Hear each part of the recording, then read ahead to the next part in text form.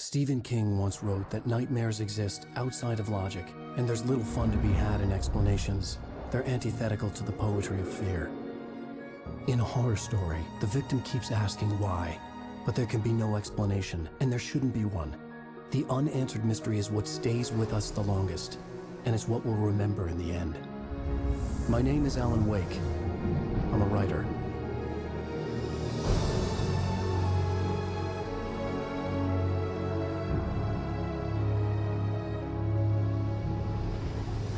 I've always had a vivid imagination, but this dream unsettled me. It was wild and dark and weird, even by my standards. So yes, it began with a dream.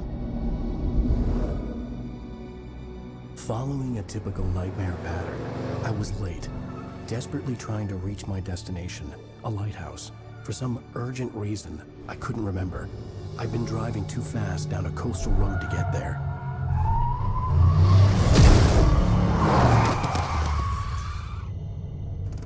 I'd seen the hitchhiker too late.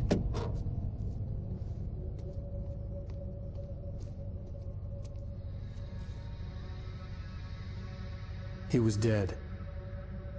I was convinced they'd put me in jail and I would never see Alice again.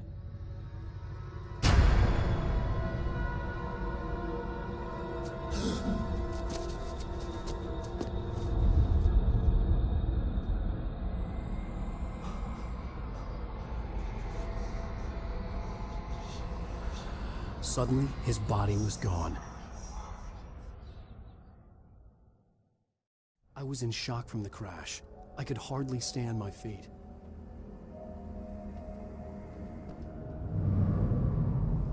I had to go to the lighthouse. I knew there was something important waiting for me there.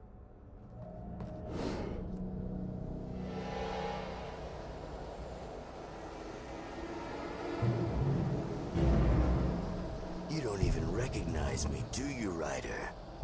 You think you're God? You think you could just make up stuff? Play with people's lives and kill them when you think it adds to the drama?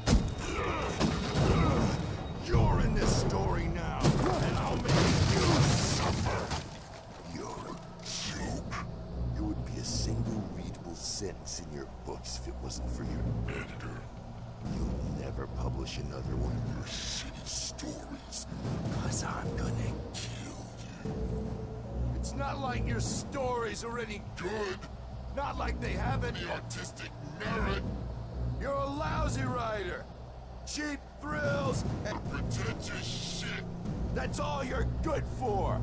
Just look at me. Look at your work. How does it feel to die by the hands of your own creation?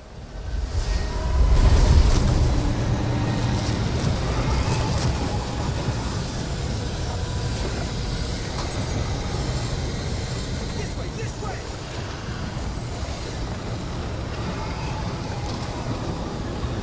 Hurry!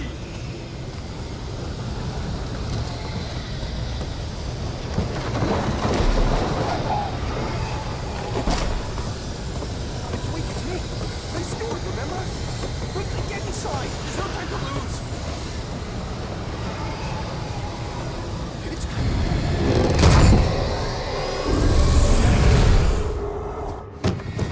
Oh no! Stop! No! Damn it, die! No! No! No!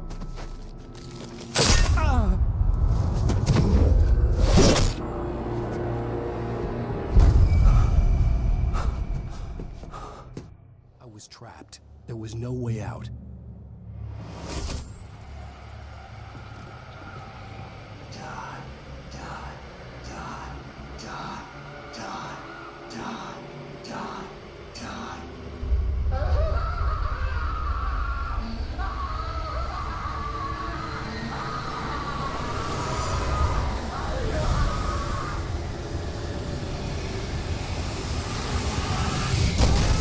The cabin was a death trap. I had to get out.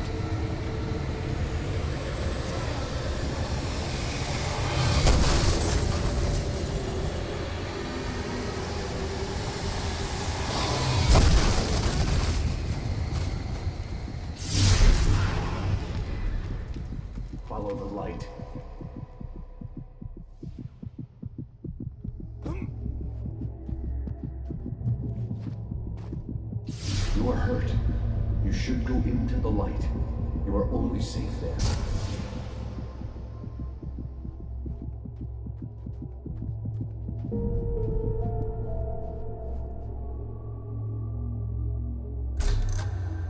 Well done. I have something important to tell you. It goes like this. For he did not know that beyond the lake he called home lies a deeper, darker ocean green, where waves are both wilder and more serene. To its ports I've been. To its ports I've been. Do you understand? No. Follow my light.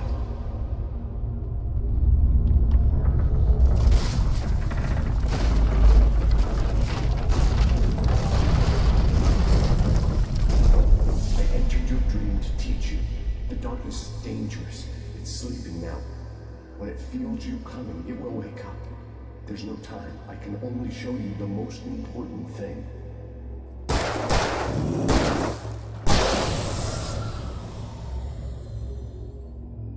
Good. You've done well. Remember what I've taught you. That is all. I will give you back your dream now.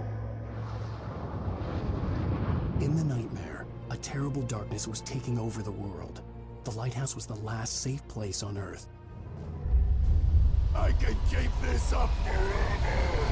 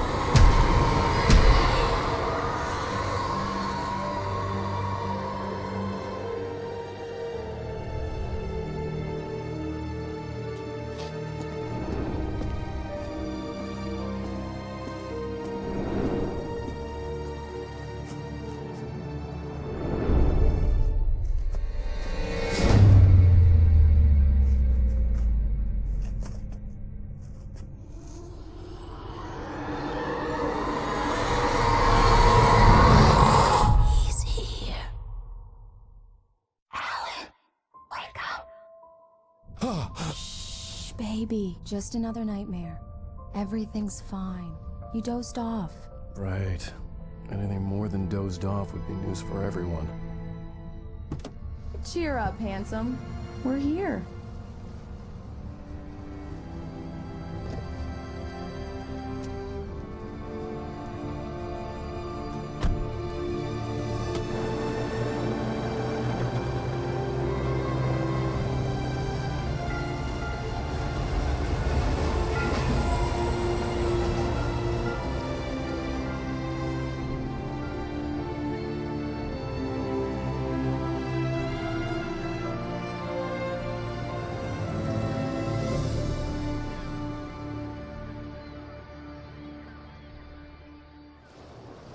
Hello there.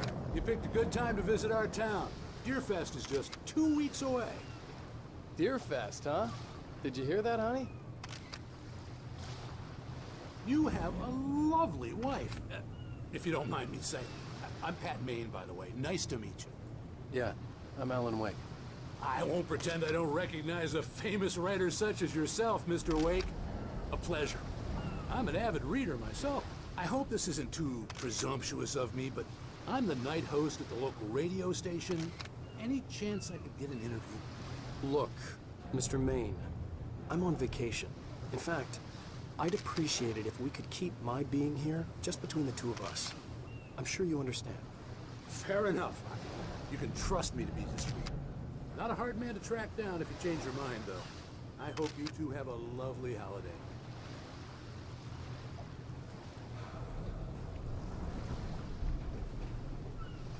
Very nice. I got a couple of really good ones. And I see you made a friend. That's cute. Right. Yeah? Hey, bestseller, how's my favorite writer? Are you there yet? Barry. Yeah. We just got here. Are the locals giving you trouble? Just say the word and I'll hop on a plane and come make sure that you're left alone, Al. No, Barry, we're fine. Great, great. Just want to make sure you can relax and recharge. So, how is the place? Has it gotten your creative juices flowing? Barry, we're just settling in. Okay, Al. I'll call back later to make sure you're doing okay. And you call me if there's a problem, okay? Okay. I'm just looking out for you, buddy. Talk to you later. I love you too, Barry. You know he's going to be calling you every 5 minutes. Barry is Barry. I can always turn off the phone. What did I tell you? Text message from Barry. He says hi to you too. We need to stop at the local diner to get the cabin key from the landlord, a Mr. Carl Stuckey. He's waiting for us. I'll go fill her up while you get the key.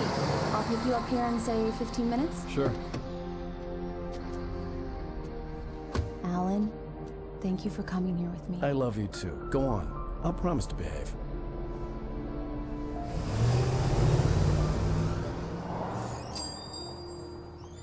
I'd forgotten there were still places like this. Towns where everybody knew everybody. Welcome to the Oh Dear Diner. Hi, I was wondering if you could help me. I'm looking for... Mr. Wake. Alan Wake. Oh, God! I am your biggest fan. I know people say that all the time, but I really am. I'm glad to hear that. Rose. Rose, I'm looking for Mr. Stuckey. Carl Stuckey? Carl? Oh, of course, Mr. Wake. He must have gone to visit the restroom. He'll be back in a moment. Do me a favor, Sonny. I could really use a tune right now. Coconut, number 6 in the jukebox. I'd do it myself, but both of my legs have gone to sleep. Bad circulation. Yeah. Are you serious? Coconut again? You disgust me. Call yourself a rocker. Unbelievable. Ah, it does that. Get stuck. Yeah, you need to give it a good solid whack. Now that's what I'm talking about, yes! This is it. I've died and gone to hell.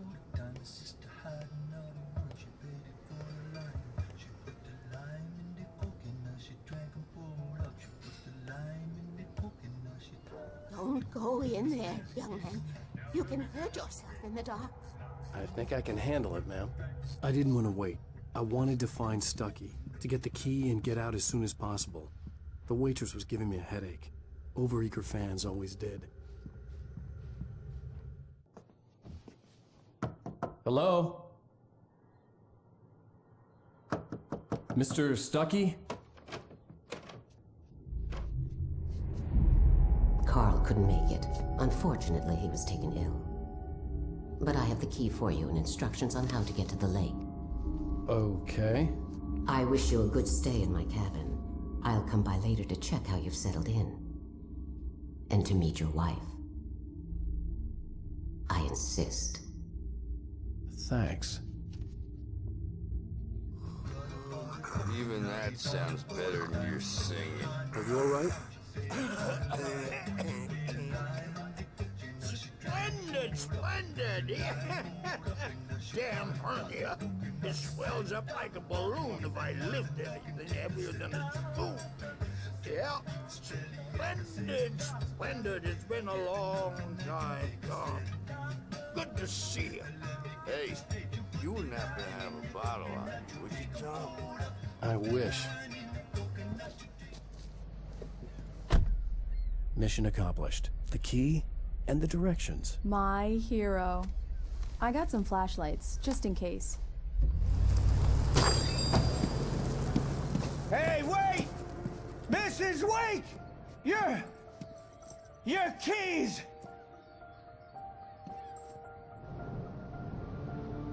That diner was a real nut house.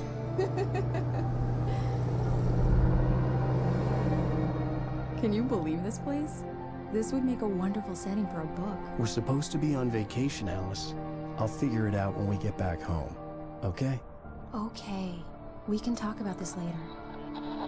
Batman here on PBFF. I didn't want to talk about it. I wanted to bury my head in sand. Here's another one of my favorites to go with it. Once upon a time, I was a successful writer, but that was a long time ago. I hadn't been able to write a word in 2 years, not since my last book.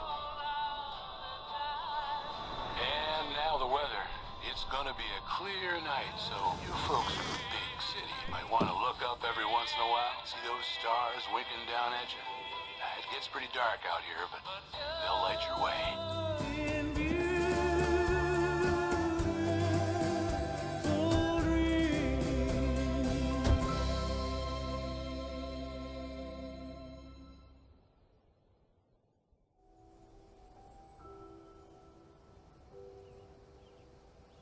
Wow. It's gorgeous, Alan. It's something, all right. Don't worry, honey. I'll get you inside safe and sound before it gets dark. And I've got the flashlight. I know. I'm okay. Alice had a phobia. The fear of darkness. I wanted to make sure we were inside with the lights on before sunset. It's dark in there. We need lights. Can you figure out how to get the power on, honey?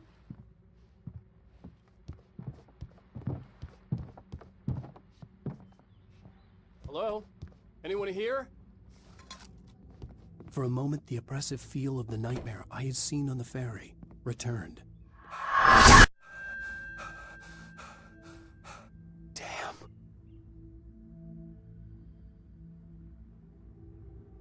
I needed to get the power running in the cabin.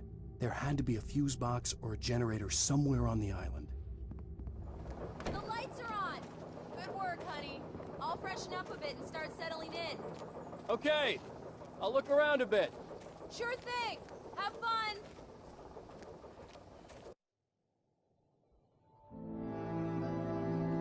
It was a beautiful place. I told myself I could rest here, sleep here, and forget about my work.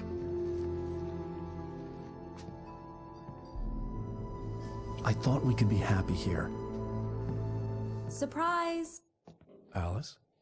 What is this? I guess I have a small confession to make.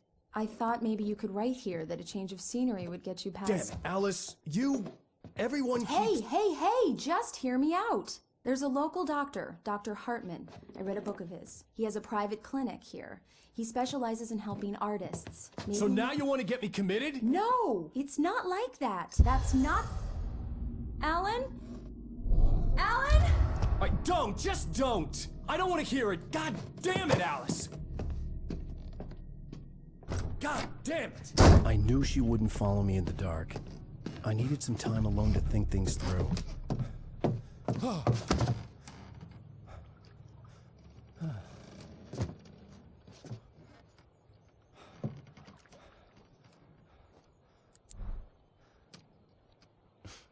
Damn it.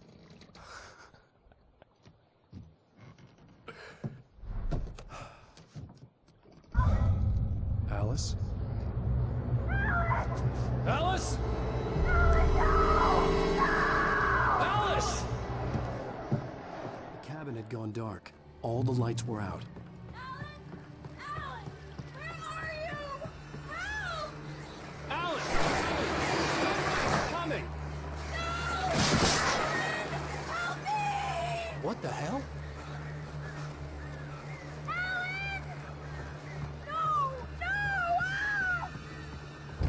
Alice? Alice?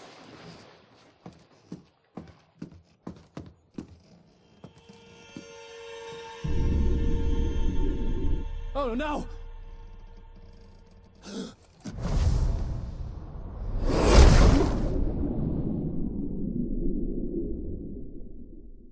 Keep going.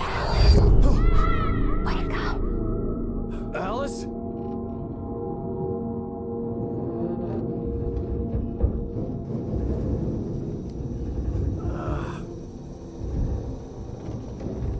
Waking up in the crashed car felt like I had woken from one nightmare and entered another. I couldn't remember how I got there. All I knew was that something terrible had happened to Alice. The phone was dead. I'd have to find help on foot. The gas station was my best bet. They'd have a phone I could use. It looked like a long hike through the forest to get there. Hello?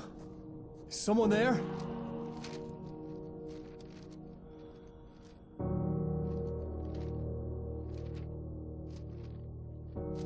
The loose sheets of paper were pages from a manuscript entitled Departure. That was the name I planned to use for the next novel I had never gotten started.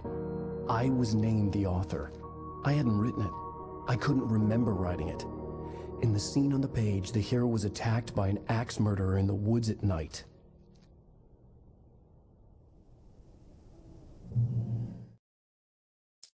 Departure by Alan Wake. The man turned to face me. His face was covered in shadows. It was hard to make him out in the darkness of the forest that surrounded us, but the axe he lifted was plain to see. It glistened with the blood of his victim. He grinned madly. The shadows were alive, distorting his features. It was a scene from a nightmare, but I was awake. Anybody there? Please, I've been in an accident. The lights up ahead were a good sign. Maybe I wouldn't have to hike all the way down to the gas station to find a phone. Anybody there? Please, I've been in an accident. Hey! Hey, you! Phil! There's been an accident. I need help. Listen, I need to... Premium cabins for rent in... Oh, hell. Carl Stuckey. Please, Meet you. Non-refundable reservation deposit required. Fair and square.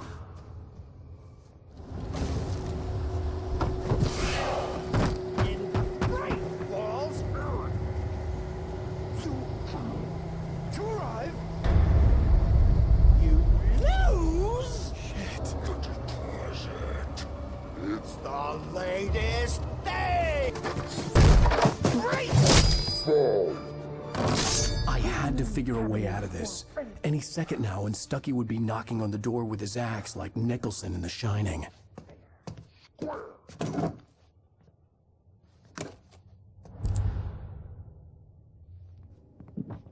During your trying. Yes. It's the latest. Bright Falls Sheriff Station. Only after... Hello? Hello? Proven health benefits let you This is bad.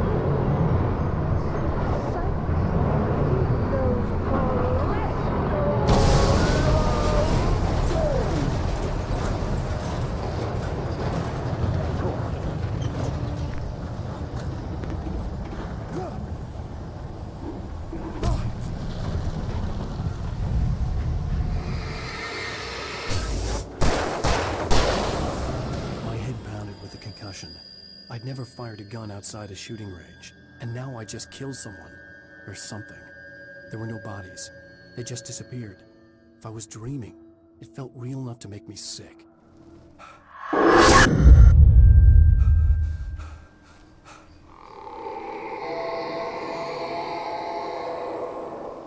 What the hell was that? When I saw the river below, something uncoiled itself inside my head. I realized that I'd have to find a way across. I didn't even want to look at the water. Science. It bestows immortality on those who advance it to elevate all of mankind. Newton, Einstein, Sagan, princes among men. But the price for such a legacy is steep indeed. In Night Springs. Tonight's episode, a quantum suicide. If our lives are already written, it would take a courageous man to change the script. Having called a press conference, Dr. Barclay Colvin is about to demonstrate that very courage. Ladies and gentlemen of the press, I am Dr. Barclay Colvin, and I'm glad so many of you could join me here at the Moorcock Institute. Tonight, I'm going to give a practical demonstration of the many worlds interpretation. As you can see, this is a loaded 9mm pistol. It shall be part of a thought experiment. And now, a real experiment, known as a quantum suicide. Did he say suicide? Is that a real gun? He's kidding, right? Please, stay calm. There is no risk. Observe what occurs when I place the weapon against my own forehead. Now, you might think this round is merely a dud. Not so. Observe the flower pot. And yet, I myself cannot be harmed with this gun. With each pull of the trigger, two new realities branch off. One in which the weapon didn't fire, and one where it did. With my machine here, I have ensured that this reality is always the former. I have bestowed upon myself quantum immortality. Under no circumstances can this gun kill me. So wait. What you're saying is that every time you pull the trigger, in another reality, you die? Yes, of course, but that's completely trivial. There's an infinite number of things that could happen at any moment, and they always do happen somewhere. The point is, this one thing did not happen here. You're insane, Colvin. Insane? Insane? Hey, was this thing supposed to be plugged in? I stumbled on it. You fools! Gaze upon quantum immortality.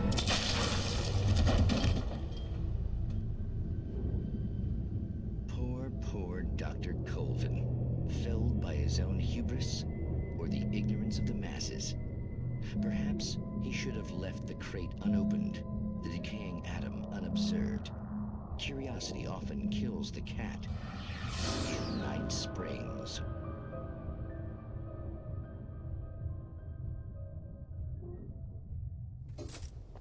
I recognized the parade float I had seen in Bright Falls when I first arrived with Alice. After the insanity I had just experienced in the darkness, the lights of the gas station felt comforting. At least for a moment, the sane world reasserted itself. The garage was a mess. It looked like someone had trashed the place, or that there'd been some kind of fight. All right. I'll keep writing. Outside, there's only darkness. Outside the cabin, outside the story, there's only darkness. I can feel her presence in the dark. Just now, I could smell her perfume in the room. I'll reach her, I'll fix it up. I'll bring her back. The story will come true. If I stop, she's lost. I don't believe this. It'd been me on the TV, talking crazy. Was I losing my mind? Bright Falls Sheriff Station.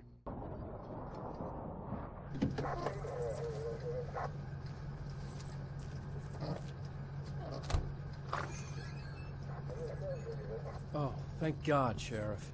Sheriff Sarah Breaker.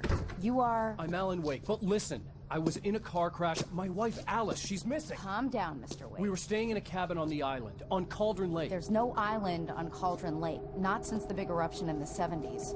Please, I can take you there, okay? You look like you've taken a pretty bad knock to the head. Are you okay? Listen. We'll figure this out. Please get in the car. We'll swing by the lake and then we'll go to the station, okay? Mr. Wake, have you seen Stucky, the guy who owns this place? I realized I couldn't tell her what had happened in the forest. She wouldn't have believed me, and then she wouldn't have helped me with Alice.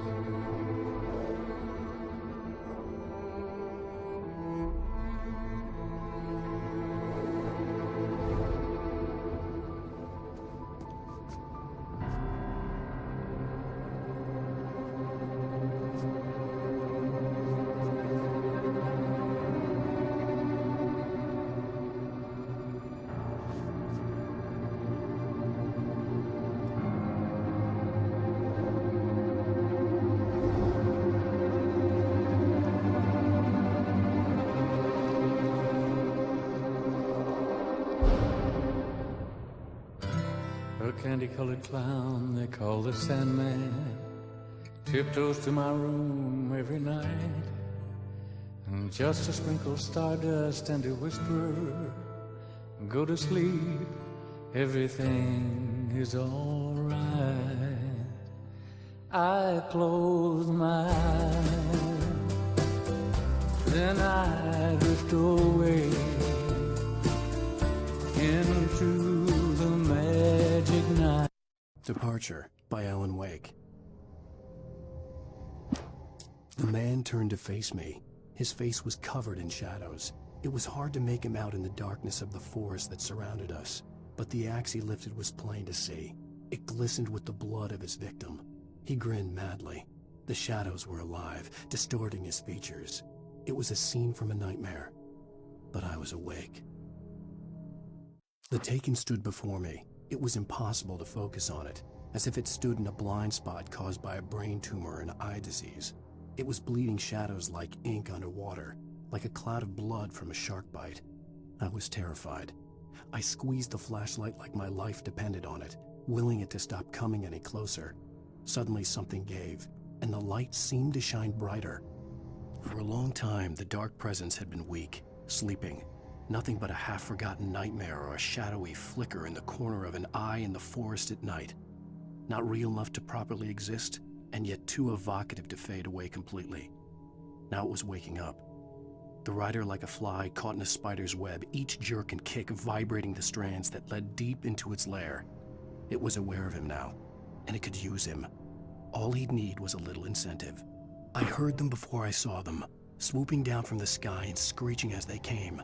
I spun around just as the cloud was upon me. For an instant, I stared into 100 dead eyes, black pearls glittering in the darkness. I raised the flashlight and the swarm exploded like fireworks. Feathers burned, turned into ash. I couldn't hear my scream above theirs. I stepped into the gas station's garage. It was dark and quiet. The place was a mess. It looked like someone trashed the place or that there'd been some kind of fight. Light spilled into the room through an open door at the back, and I made my way toward it. Without any warning, I was blinded by a bright light. An old portable TV on the shelf had come alive by itself. Impossibly, I could see myself on the screen, talking like a madman.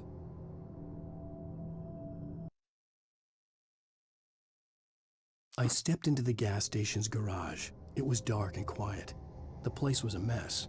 It looked like someone trashed the place or that there'd been some kind of fight. Light spilled into the room through an open door at the back, and I made my way toward it. Without any warning, I was blinded by a bright light. An old portable TV on the shelf had come alive by itself. Impossibly, I could see myself on the screen, talking like a madman. "The cabin on Cauldron Lake?" she asked. The sheriff looked at me suspiciously. The early morning light flooded through the office windows. I would probably never have gotten out of the woods alive without her help, but I couldn't tell her the truth of what I'd faced the previous night. She'd think I was lying or crazy. She'd lock me up, and she wouldn't help me find Alice. "The cabin on Cauldron Lake?" she asked. The sheriff looked at me suspiciously. The early morning light flooded through the office windows. I would probably never have gotten out of the woods alive without her help, but I couldn't tell her the truth of what I'd faced the previous night. She'd think I was lying or crazy. She'd lock me up, and she wouldn't help me find Alice. Stucky spat on the garage floor and tried to shake the cobwebs from his head. Ever since the couple never showed to pick up the keys, things had been fuzzy. Something, a feeling, caught his attention. Stucky looked up and stared as his brain tried in vain to process the horror before him. He stumbled back, knocking over a can of oil. A black pool spread across the floor while he struggled for a brief moment, then let go as the unrelenting darkness engulfed him. Rose knew she had been gushing, but right now she didn't care. As far as she was concerned, her brief meeting with Alan Wake was literally the high point of her life. She watched as he got in the car with his wife. She was pretty, confident, at ease with Wake. Not like Rose. They were perfect for each other. She'd have given anything to be called their friend. Barry Wheeler was bouncing off the walls. He jumped on a plane after his calls were ignored by both Al and Alice for several days. It could mean that they were both on a second honeymoon, but Barry didn't buy it. Al had been way too unstable for that, not sleeping, messed up. Barry had years of experience dealing with Alan Wake, and he couldn't ignore it. Something was wrong. Toby knew the smell. It was the man, the nice man who always gave him treats and never got tired of playing with him.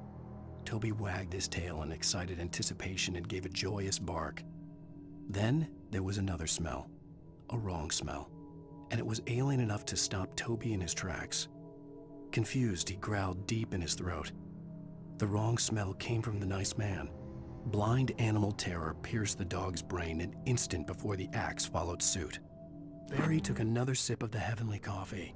He grinned at Rose. Surely this was love. Rose gushed on breathlessly. The new one will be a masterpiece, I know it. You must tell him not to listen to the trolls in the forums saying Departure will never get finished. He should take his time and make it perfect. I can wait. Previously on Alan Wake. I came to Bright Falls with my wife, Alice. Thank you for coming here with me. I thought maybe you could write here. I don't want to hear it! God damn it, Alice! Now, she's missing. Alice? Alice? I woke up behind the wheel of a crashed car. I'm missing a week. I was attacked by shadowy men straight from a nightmare. The sheriff took me to the lake Alice and I had stayed at. But the cabin had disappeared.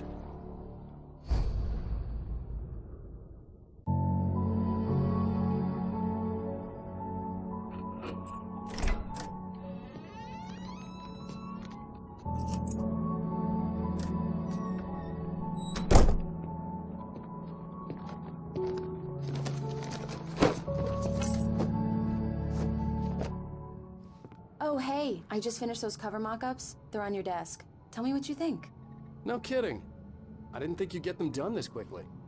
On occasion, I can perform all sorts of miracles, my dear. Oh, really? Well, you seemed to think so last night. These look really good. Oh, sure, until Barry gets his hands on them. Which, by the way, will happen over my dead body. The last time was the last time. Oh, and speaking of Barry, he called. Alan! Alan, please check the fuse box. I'm right here. I'm on it, honey. Please hurry. I'm right here, baby. I'm fine, I'm fine. Just get the lights back on. Now, please. Honey, it's a power outage. I've got the flashlight. Okay, hi. You okay? I'm sorry. It just really spooked me. Don't worry. We'll just break out the candles. I know it's stupid, but it's just... Especially when I'm not prepared for it, you know? It gets to me. I love you. Tell me a story, writer. Okay. I used to have these nightmares when I was a kid.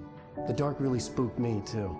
When it got really bad, my mom gave me this old light switch. She called it the clicker. The clicker, huh? Yeah. If I ever got scared of the dark, I could just flip the switch and a magic light would scare the monsters away. Oh, sure.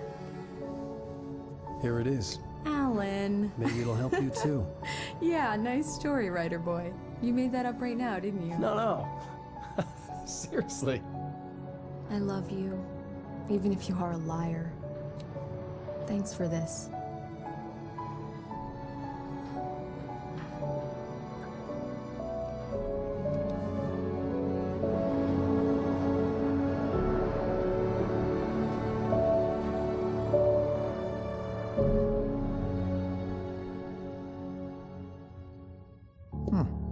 How do you feel, Mr. Wake?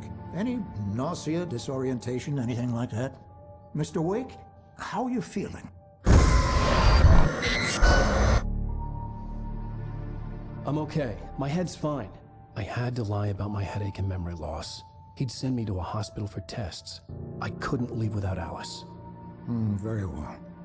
I don't think you have a concussion, but you've obviously been through quite a shock. You should take it easy for a couple of days. Thanks.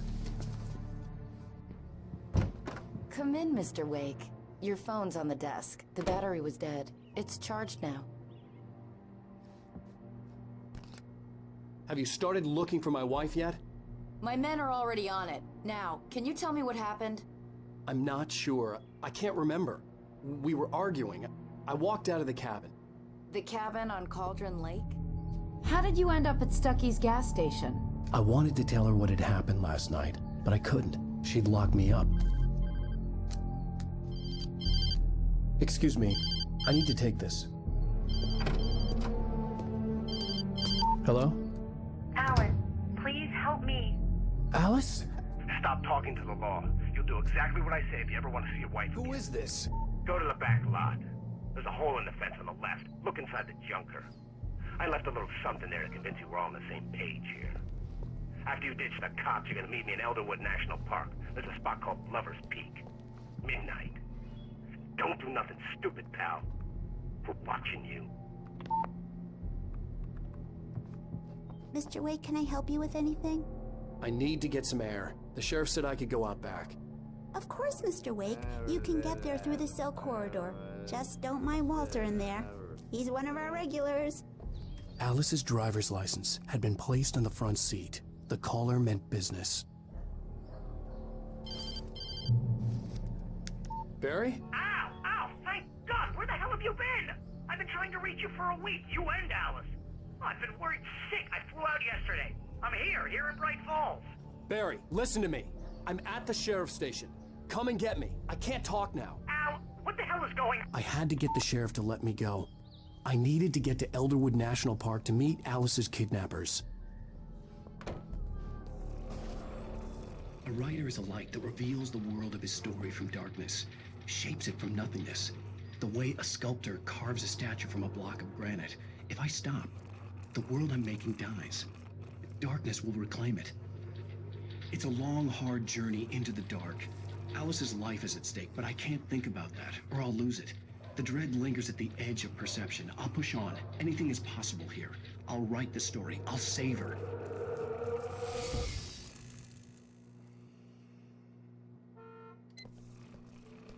Marvelous, sir. I just wanted to settle all the damage the Anderson brothers might have inadvertently caused on their recent and regrettable little outing. They are not accountable for their actions, of course. I can assure you that my staff has been reprimanded. Tor and Odin never caused any trouble to anyone when they were still living at their farm. Indeed. All we can do is to slow down the progress of their dementia. Are you feeling any better, Mr. Wake? I'd like to leave. Am I free to go? Well, we still need to talk about... Am I under arrest? No, of course not. But I need to know where you'll be staying so I can get in touch with you. I'd avoid the motel. The Majestic is known for its roaches. The cabins at Elderwood are pretty nice, though. That sounds perfect. I'm Dr. Emil Hartman. I'd like to invite you to stay at Cauldron Lake Lodge. Did you talk to my wife? I had the pleasure of discussing your situation with her on several occasions. Did you set something up with her? I invited her here. My clinic is a place where... Oh, hey! Oh, my! Take it easy. Hey, nobody move! Get your hands off of my client! Who are you? I'm Barry Wheeler, his agent. If you have business with Mr. Wake, you talk to me. You yokels won't know what hit you once I sick my lawyers on your asses. No harm done, Sarah. I'm all right. I don't want to press charges. Mr. Wake, my offer still stands. Get me out of here.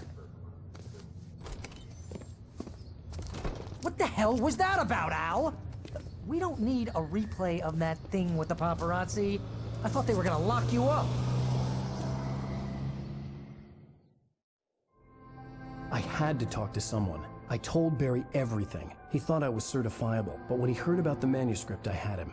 The fact that I'd written something, even if I couldn't remember it, was enough for him. He smelled money. And he believed that Alice had been kidnapped. Anything beyond that was another story.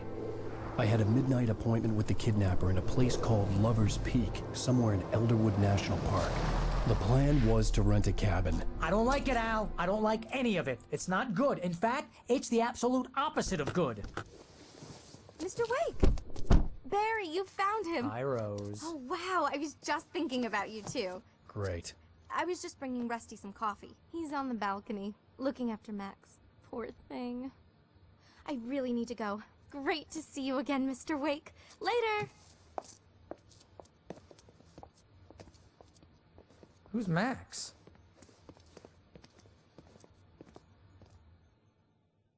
What an airhead. Jeez, Mr. Takes a swing at everybody. This is not her fault. She's a very nice girl and, more importantly, a fan. She even has a fan site dedicated to you. And she was very helpful when I was looking for you. Seriously, Al, What you were saying in the car, just listen to yourself. What, you shot a guy and his body just disappeared? When was the last time you slept? What, are you high? Have you been drinking? No! Look, Barry, I'm missing a week, and someone's got Alice. Do you and understand everything's just... what it sounds like when you say stuff like that? Don't get me wrong, it's a good story, could be a bestseller. But when you start confusing fiction with reality, you're buying yourself a ticket to the funny farm. Wait here. Easy there, boy. I'm almost done. Hey, Rusty, right? You rent cabins. Oh, Mr. Wake. I'd shake your hand, but mine are kind of full here.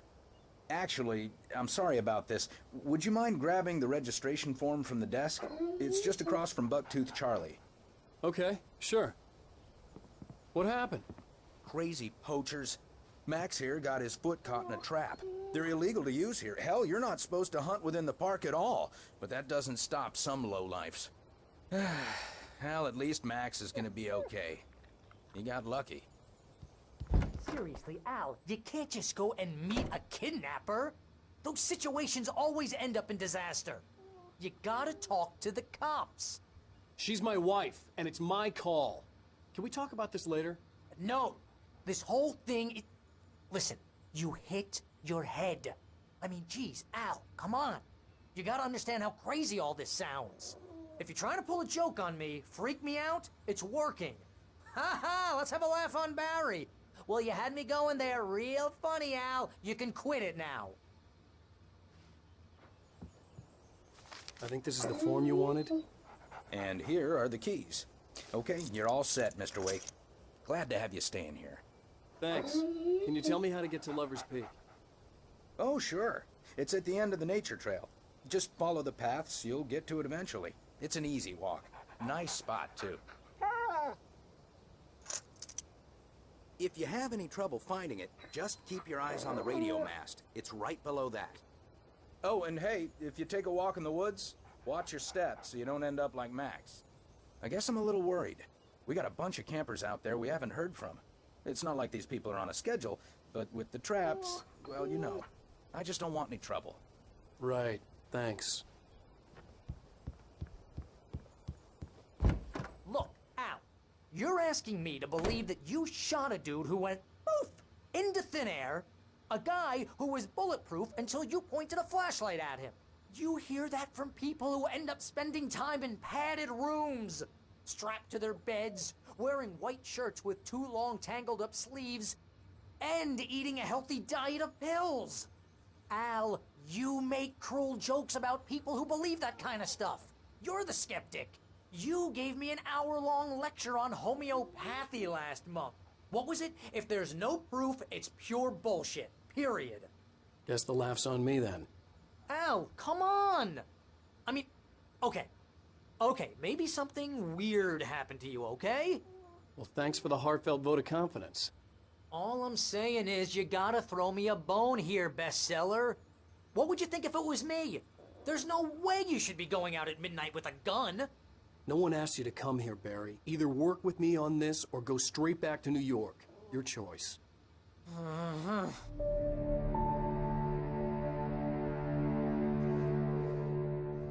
That's just crazy talk, Al. Al? Al? We should go to the sheriff or call the FBI. Damn it, Barry, they'll kill her! This is not a goddamn debate, Barry. I'm going to Lover's Peak. He said to come alone. Okay then. I understand. You're my best friend and I'm worried that you're not right in the head. Tell me what to do to help and I'll do it. You stay here, and if I'm not back by morning, call the cavalry.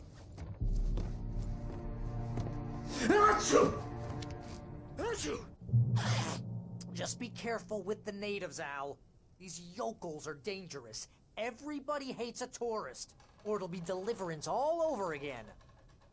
Bless you. Oh, this place is trying to kill me. I'll bet there's mold in here, spores, poison ivy, God knows what. This is so not worth a 15% commission. Crime and punishment.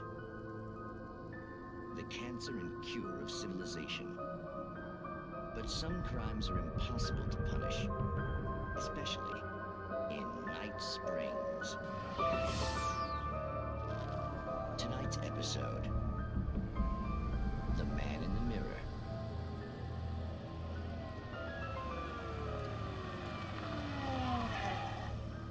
He's inside, Agent. He's a weird one. So, you're confessing to killing that guy, huh? Why? Had it coming?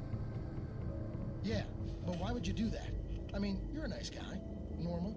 Took a kid to a soccer game. So how come at the game, you pick a guy and, quoting from the arresting officer's report here, assault the victim's head area repeatedly with the weapon of choice being a pair of bare fists? Wow, that sentence really flows, huh? Maybe you're not the literary type. Okay, so you mess him up. But why? Who was that guy? We couldn't ID him. Why would a guy like you do him like that? I didn't like his face?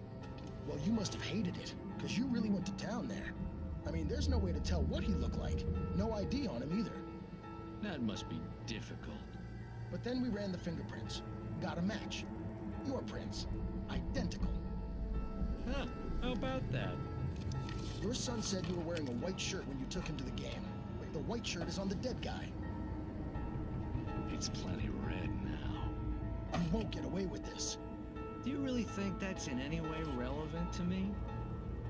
I had plenty of time to talk to my boy before the cops arrived, you know? He won't stop screaming, am I right? You think he's ever gonna be okay? I left my mark. Believe me. You bastard. What? You gonna shoot me? What's the point?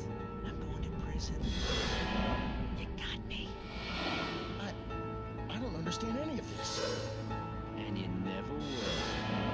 Don't worry. Maybe you'll see me again, Agent. Maybe in the mirror.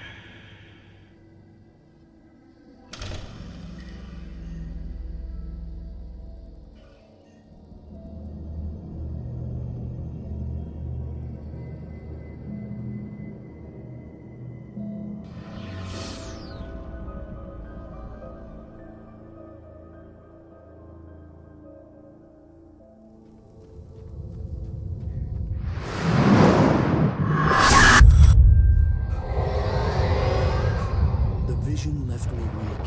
There was no head injury.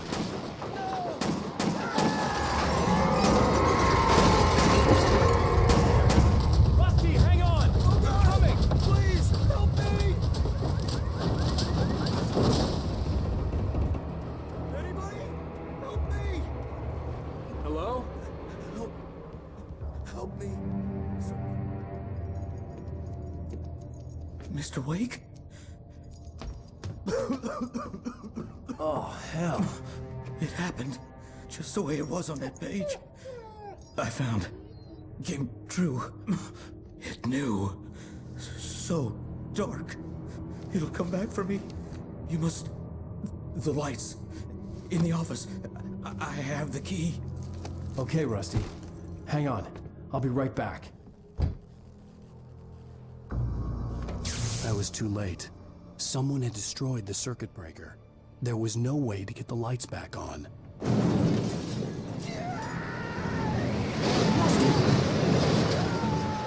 Rusty! Something had torn a mammoth-sized hole in the wall. Please don't feed the animals.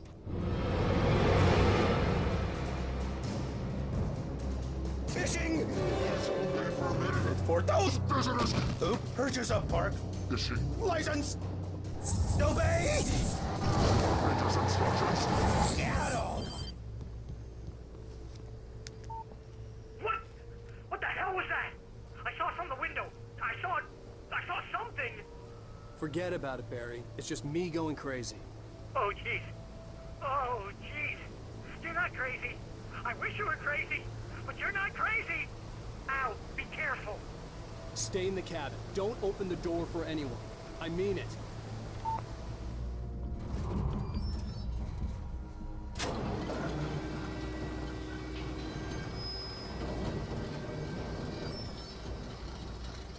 Shit.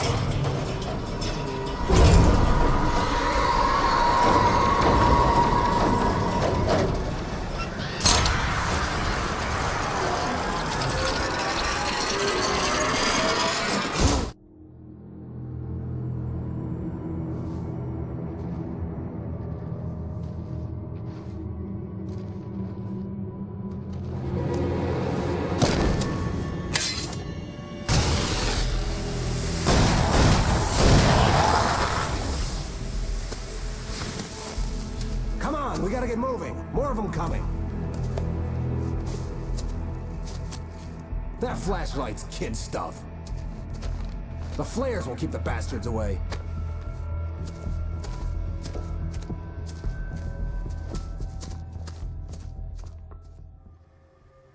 You can see them too? Hell, of course I see them. Come on, we gotta move. Why? Because that's the way the story goes. Yeah, but... Let's move! I lost my gun back there. Oh, I've got a gun. Just keep that light steady on him.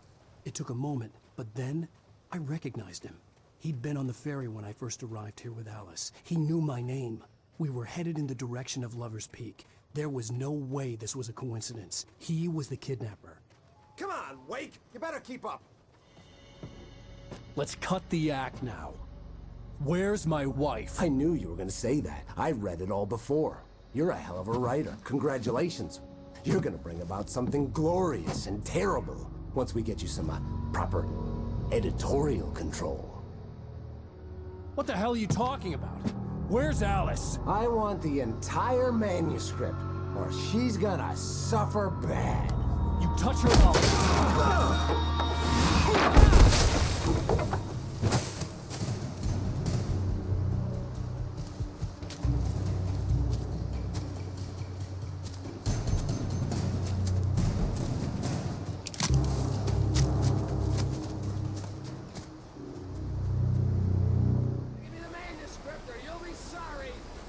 No! Come back here! I swear I'll kill you if you hurt Alice! Do you hear me? Come back here! He had Alice, and he wanted the manuscript because he thought it held some magical power. But I had no manuscript to give him. I had to get back to Barry and figure out my next move. I had heard the plane fall. It made no sense. It was clear that it had just fallen here, but it was very old and obviously hadn't flown in decades. Looking at it sent a shiver down my spine.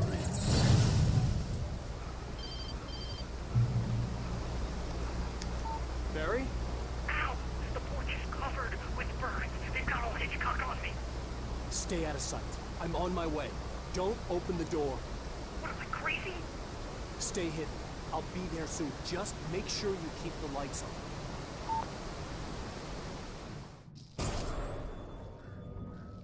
A story is not a machine that does what you tell it. A story is a beast with a life of its own. You can create it, shape it, but as the story grows, it starts wanting things of its own. Change one thing and you set off a chain reaction of events that spreads through the whole thing. The characters have to be true to themselves. The events need to follow a logic that fits the story. A single flaw and the magic is gone. The story dies. Alice dies.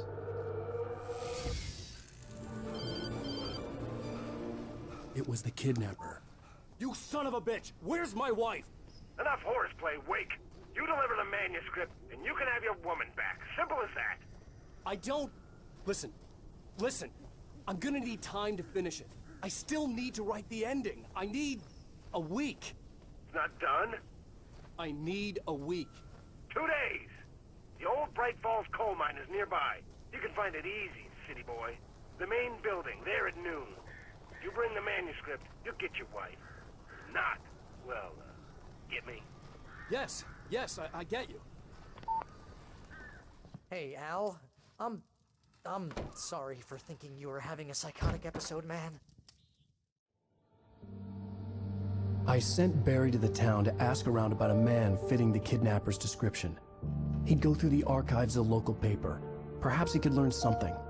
Anything about the island and the cabin that had disappeared. The man wanted a manuscript. I had to try to write him one to get Alice back.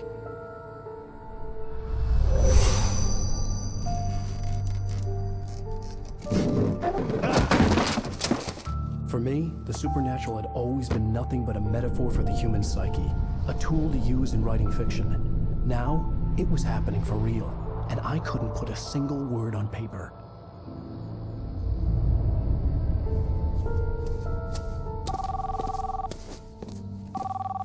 Barry Wheeler speaking. This is Rose. Rose? I found Mr. Wake's pages. Oh, you sweet, brilliant girl. Could you and Mr. Wake come get them? I live in the trailer park outside the town. We'll be there in less than an hour. I know. See you soon. Have a great day. Hope you come back soon. Welcome to the Oh Dear Diner. Good girl.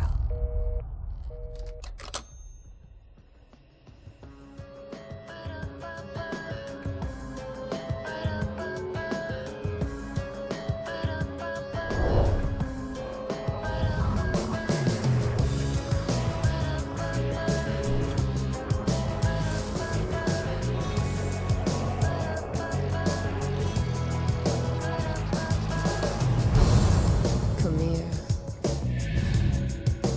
Pretty please, can you tell me where I am? You, won't you say something? I need to get my bearings.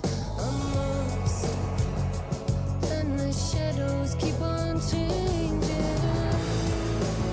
And I'm haunted by the lies that I have loved and actions I have hated. I'm haunted by the lies that wove the web inside my haunted head.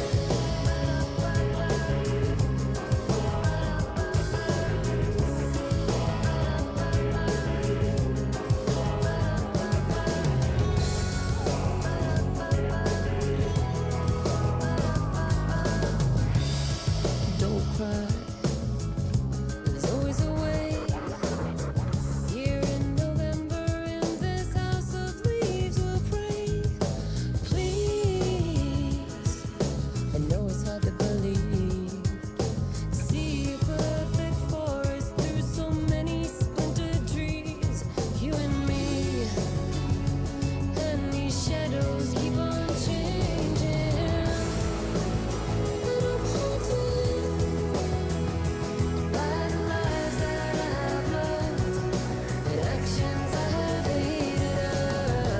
I'm haunted by the promises I made and others I have broken. I'm haunted by the lies that wove the web inside my haunted head.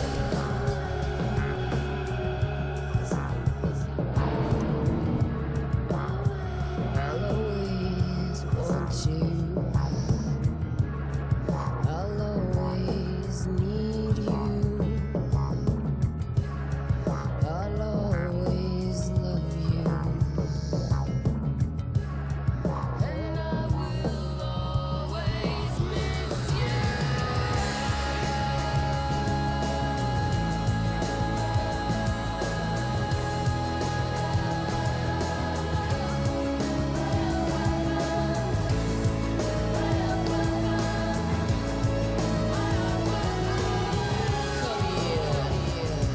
No, I won't say please. One more look at the ghost before I'm gonna make it leave. Come here. I got the pieces here. Time to gather. It's true what they say about the fall and the sudden stop at the end. I'd lain here in the snow while the lurid chain of scenes that had led me here kept playing in my head. A rerun of my own private snuff movie. A memory of my corpse. Alone at my own wake. Thinking in metaphors again. The femme fatale was gone. Only a sour taste remained of the kiss that killed me. This was a late goodbye. 13 years after I'd gotten my revenge, it had finally caught up with me. It had been a long time to bear the pain. My blood painted the snow red. A gruesome slushy dissolved all the scattered painkillers and leisurely dripped down to the sewer, mingling with the bile of the city, becoming one with it. I can see them now, My wife and my baby. Honey, I'm home. In spite of its human mask, to describe the dark presence as intelligent would have implied human qualities on something decidedly inhuman. Nonetheless, it found the one spot in the diner that was dark enough. Some light spilled into the corridor, ravaging it. But it took the pain. Horrible as it was, the writer would soon fix that. He would be coming to the one place where it still had power. In spite of its human mask, to describe the dark presence as intelligent would have implied human qualities on something decidedly inhuman. Nonetheless, it found the one spot in the diner that was dark enough. Some light spilled into the corridor, ravaging it. But it took the pain. Horrible as it was, the writer would soon fix that. He would be coming to the one place where it still had power. The kidnapper fired his gun one last time, and the shadow vanished into the darkness it had come from. See? Nothing to it, Wake. The thought of Alice in his hands was revolting. We stood on the wooden platform of Lover's Peak, the waterfall on the mountain behind us, the lights of the radio mast blinking red in the heights above. I fought with the urge to take a swing, force myself to speak. Let's cut the act now. Where's my wife? Alice looked through the viewfinder, lining up the shot. Cauldron Lake was breathtaking. Something caught her eye. A figure standing in the shadows behind the cabin, like a thin woman in a black dress. She lowered the camera and looked again. No one there. Just a collection of bushes that looked vaguely human-shaped. She shook her head and laughed. Barry had never gotten along with Alice, but he knew Alan loved her with an almost frightening intensity. And now something had happened to Alice. And here was Al armed with a gun and saying things people got put in padded cells for. It was as if his friend had experienced a massive psychotic episode and was now totally disconnected from reality. It scared the shit out of Barry.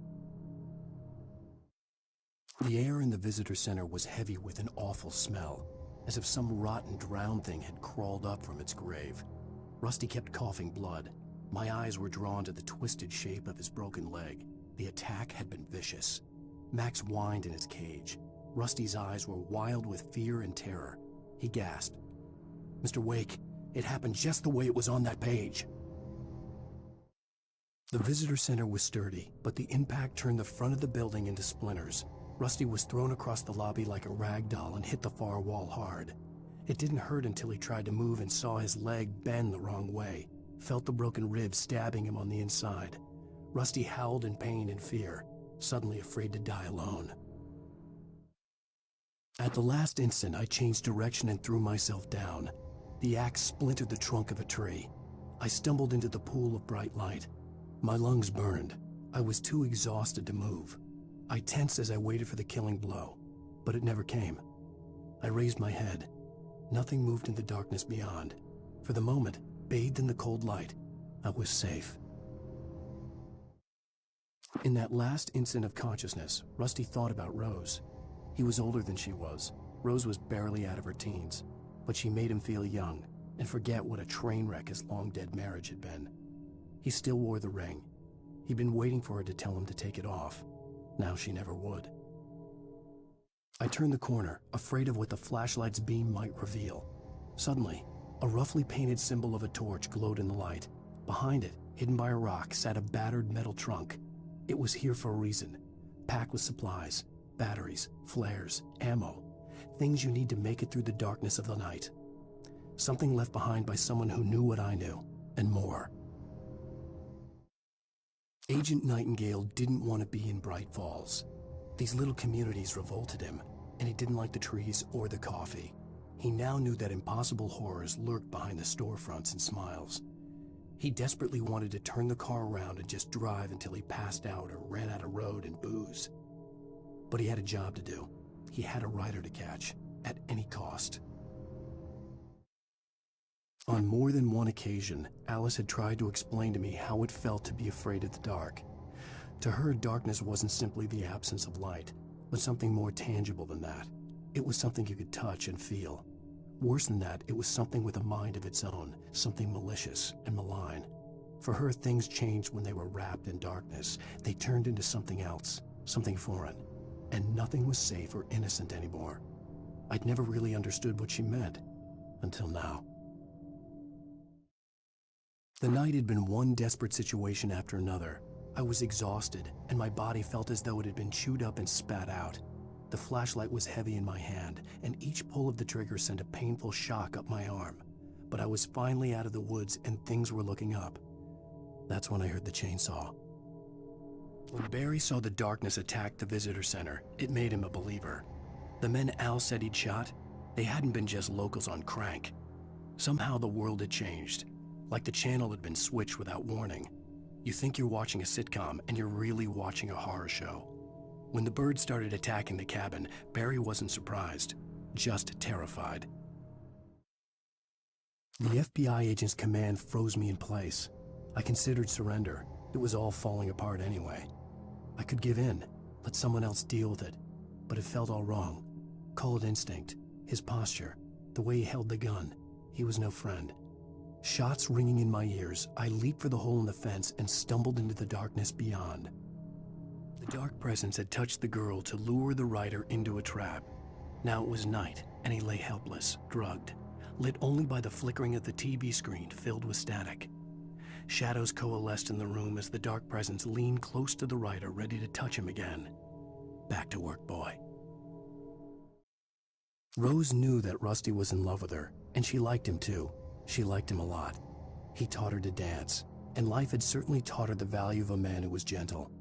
He treated her well, made her smile, made her feel good.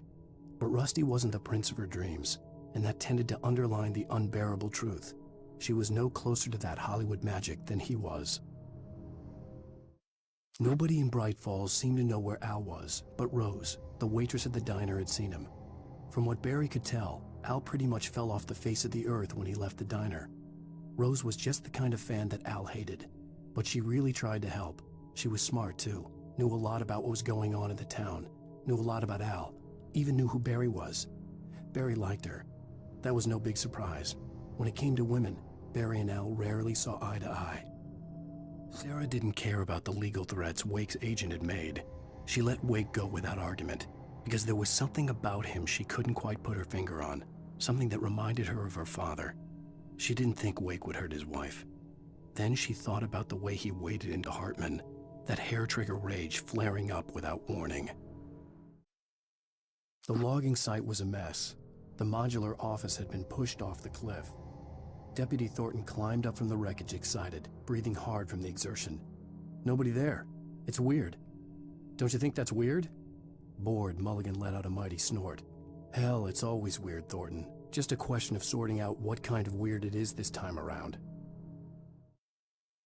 Shadows stirred and the wind picked up as I ran through the forest. I felt the dark presence turning its gaze toward me. Then the moonlight was blotted out by dark shadows that raced violently across the ground, moving too swiftly to be natural. Darkness gathered between the trees and melted again to reveal the Taken.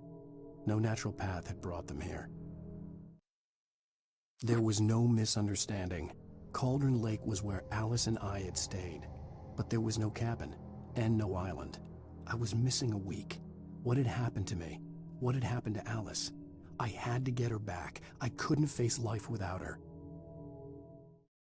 Previously on Alan Wake, Alice has been kidnapped. Alan, please help me. Alice? You'll do exactly what I say if you ever want to see your wife again. I can't tell anyone except my agent Barry. Damn it, Barry, they'll kill her! You're my best friend, and I'm worried that you're not right in the head. The ransom is a manuscript I supposedly wrote that's coming true before my eyes. It happened just the way it was on that page. So dark. I have found only a few scattered pages. I want the entire manuscript. The deadline is in 2 days. I found Mr. Wake's pages. Good girl. How the hell did she get her hands on the manuscript anyway? I don't know. She's resourceful. I told you you were too hard on her. Listen, I found out all sorts of interesting stuff while I was digging around. Yeah. Mr. Wake, it's Sheriff Breaker. We have an FBI agent here, Agent Nightingale. FBI? He's anxious to see you. You'd better come to the station. Okay, I'll be right over, Sheriff. Let's make this quick, huh? Help you folks? Name's Randolph. I'm the manager. We're looking for Rose. Works as a waitress down at the diner? Rose, sure. Nice girl. Who wants to know? I'm Alan Wake. The writer, huh? I heard on the radio you were visiting. Well, I'll show you her trailer. That Rose, she's a nice girl. Always pays her rent on time. As I was saying, Al, I found all sorts of weird stuff from the local newspaper's archives. This place is crazy. Disappearances, mysterious deaths, urban legends come true, and get this, most of this stuff takes place around Cauldron Lake. Well, you ain't wrong, mister. The Indians thought the lake was a doorway to the underworld. I'm the God-fearing type myself. I don't hold with that sort of thing. Yeah, okay. Anyway, there was an island there owned by a guy called Thomas Zane. Now, some of the articles I found about him make him out to be a famous writer, but I ran a bunch of searches, couldn't find a single thing he wrote. Zane was heavily into diving, so much so that the place came to be called Diver's Isle. But the volcano under the lake erupted in 1970, and Zane went down with the island. It gets better. A local girl, Barbara Jagger, drowned in Cauldron Lake just a week earlier. They were lovers. Sure, Jagger's a local spook story. The Scratching Hag comes for you in the dark. Childish stuff like that. Anyway, Al, I'm just getting to the best part. All of the articles about this stuff were written by Cynthia Weaver. I asked around, and she's that crazy bag lady you met. What, the lamp lady? She can be a little loopy, but she's not homeless or anything. Yeah, anyway, she knew both Jagger and Zane before they both died, and she had some kind of a breakdown.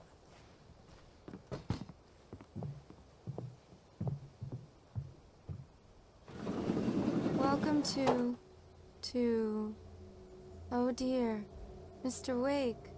I'm so glad you're here. Rose, you have my manuscript? Oh. Oh yes. Yes. Please, come in. Hey, this is really good. Rose. Yes. My manuscript. I really need it. I understand.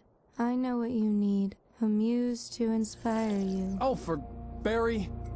She doesn't have anything. Yeah, hey Al? Al, what's... Oh... Barry!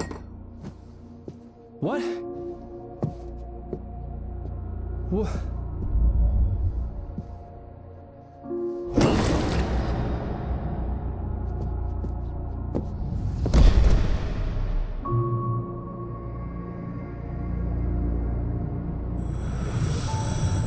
It's coming for you, hiding in my barber's skin. I'm too weak to stop it. You must turn the lights on. I promised I'd come visit you and your lovely wife. You must finish what you started. I insist. You must turn the lights on. Turn the light on. Back to work, boy.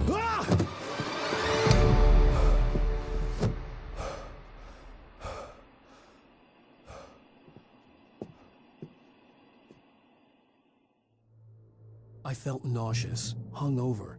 Only anger kept me going. I can't tell reality from dream anymore, but it seems I have an imaginary editor to help me. She's an old woman in a funeral dress. I call her Barbara Jagger. She's very strict. I'm writing faster and faster. My manuscript is being heavily revised. The edits are getting very aggressive, and each day there's less of me and more of her. I hate it, but I know she's right. She promises me I can save Alice this way. She knows more of this than I do. About the complex incantation I'm attempting. About this place.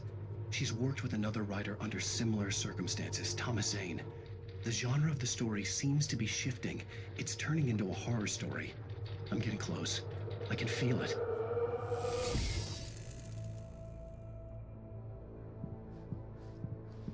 Rose took a day from me. I had less than 12 hours left to meet the kidnapper.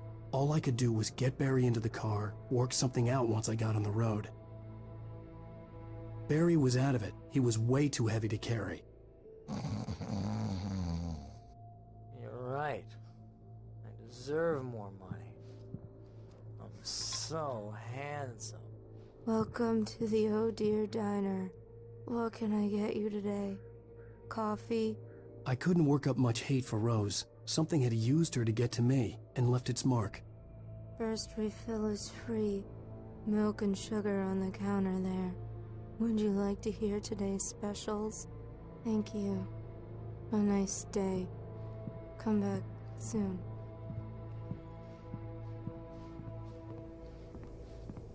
My gun and flashlight were gone. I'd have to find a way to get Barry into the car as quickly as possible. There was no time to waste. Oh, you're gonna get it now. God knows what you've done to that poor girl. This is Agent Nightingale, FBI! Get him up, Hemingway! You're under arrest! You move a muscle, I'll unload right in your goddamn face! Stay right where you are, Triple A!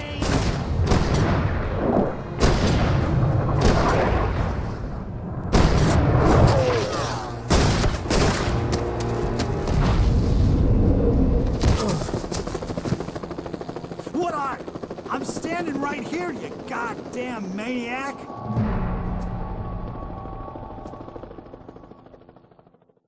I hated to leave Barry behind, but there was no way I'd miss my appointment with the kidnapper. Give it up, Mr. Wake! Come on! Take it easy on it! Get after it! Don't let him get away! Move it! Move it! Move it! I'm not gonna let him get away!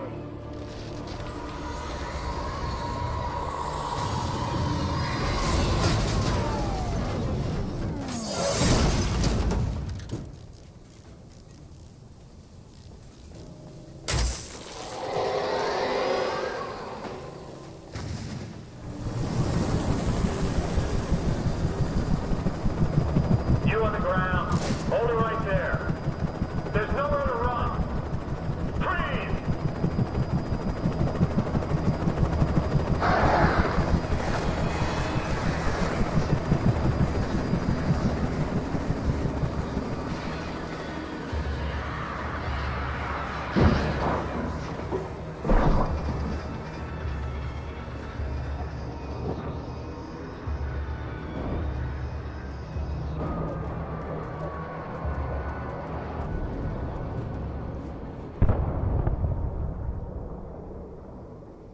Why, hello, Lorna. What do you have for us?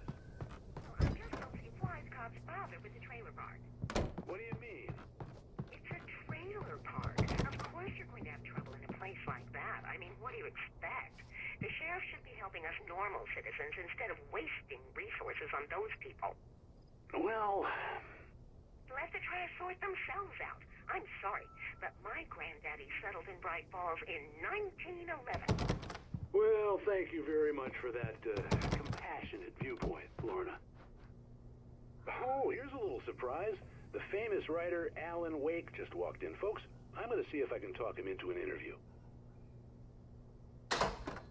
Come on in, Mr. Wake. Oh, I'm so glad you could find the time to do this, Mr. Wake. Nowhere to run now, Dan Brown! You back away from me! Don't hurt! Whoa. Everyone calm down. Put the gun down. We're all friends here, right? Cool your jets, Nightingale. We got him. What the hell's the matter with you? There's a civilian in there.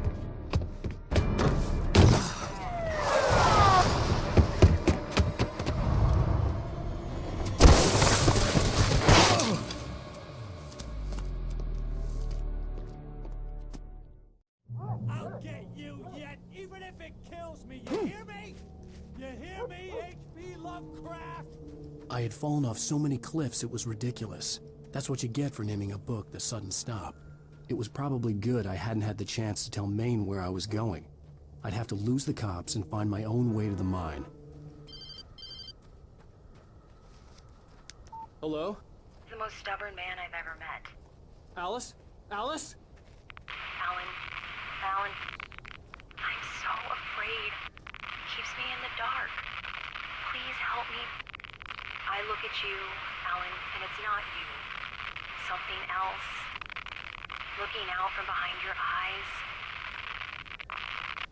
Alice, I'm here. I'm so alone here. It's all gonna go to hell. You need to be careful. cooperate. The connection had been terrible, but that wasn't the only thing that hadn't been right with the call. She sounded wrong somehow, but she had called me.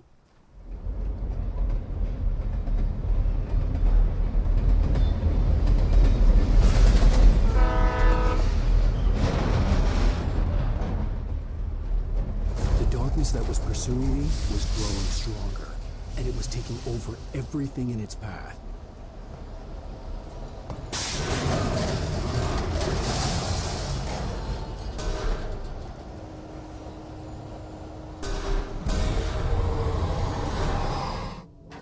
As a teenager, just starting to get interested in writing, Stephen King had been a source of inspiration to me.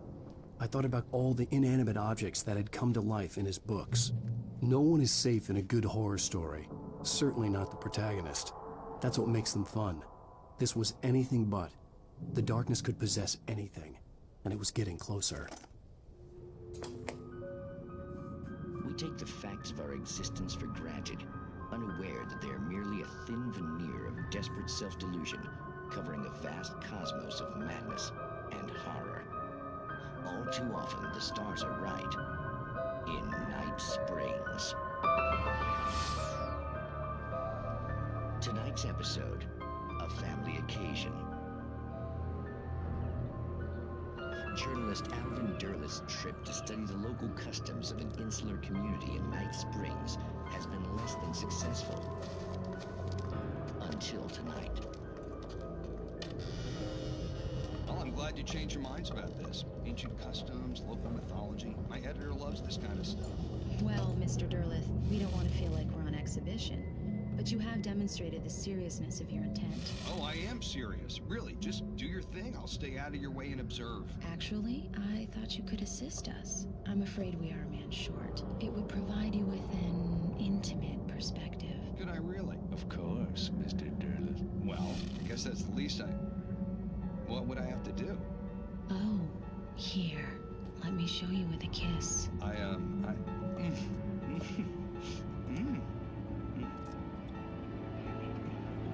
What did you...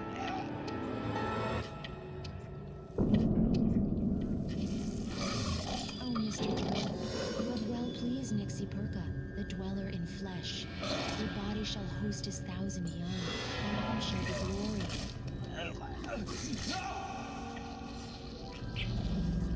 Shh, darling, be calm. Shh.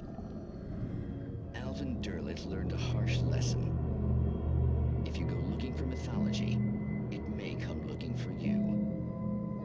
And such quests always bear fruit. In Night Springs.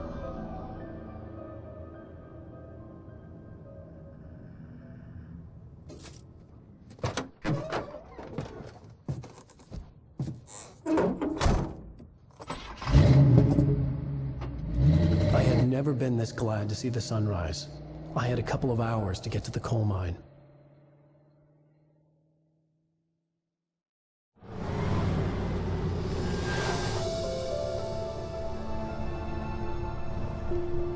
The coal mine wasn't far now.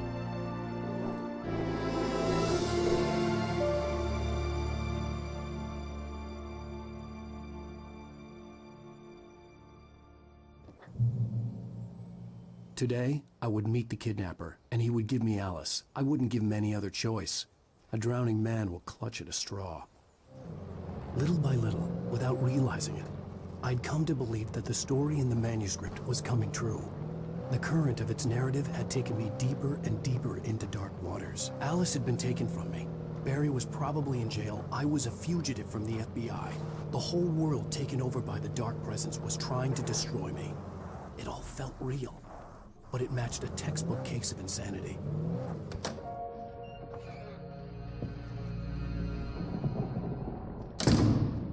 I didn't want to go outside. Cops had to be looking for me. The noon sun turned the place into a sauna. The day dragged on. Different scenarios ran through my mind. Ways of how I'd torture the kidnapper to get Alice back. Or the different horrible things he could have done to her. I imagined her dead. I had no way of knowing she was still alive. It was killing me. I was running on blind hope. It was all a waste of time. The bastard never showed up.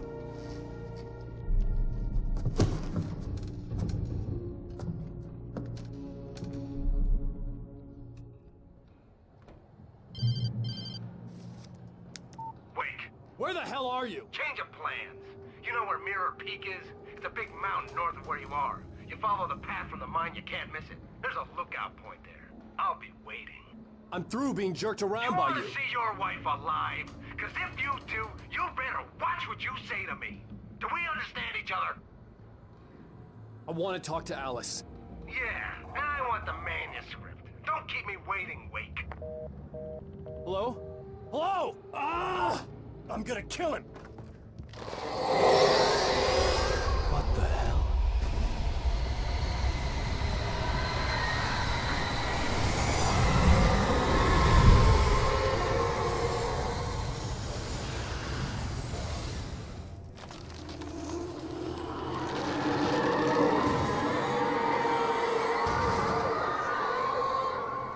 The dark presence was moving ahead of me in the same direction I was going. A cold feeling settled itself in the pit of my stomach. Was it going for Alice?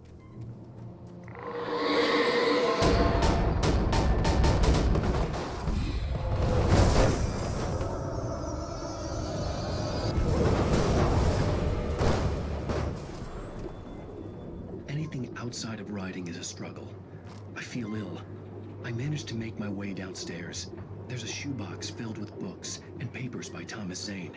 It's very hard to focus, but I managed to read some of it. He's a poet, and a good one. He writes of muses and creators summoning fabulous things from a magic lake, using his powers to shape the world of a realm of gods and dreams and demons, dark things that wait for a chance to slip through, wearing the flesh of men as disguise. Zane writes about himself, his girlfriend being taken over by a dark presence, about growing scared of the lake. Zane believes it's a mirror to the gaping void of darkness above, where some Lovecraftian presence lurks. I crawl back upstairs. I'll borrow these things for my story. They ring true. They fit.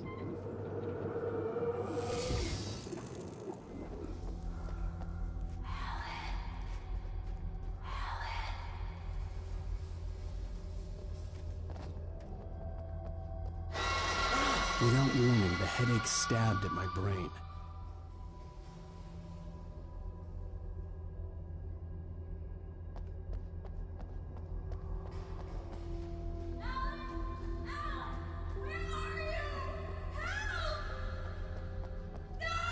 Alice? Alice?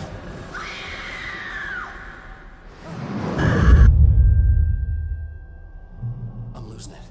I gotta get out of here. Oh, great. Another cable car. Just great.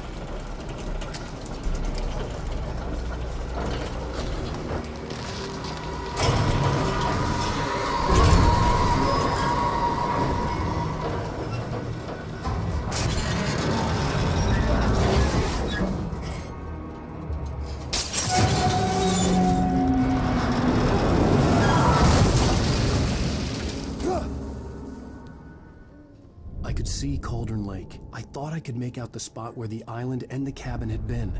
There was a light near it. It had to be a boat. Wait! Are you? Wait! Hey, I'm here! I'm coming! No! Get away! Sorry. Please, lady. The boss didn't know who he was messing with. I didn't know. I swear I didn't know. We don't have...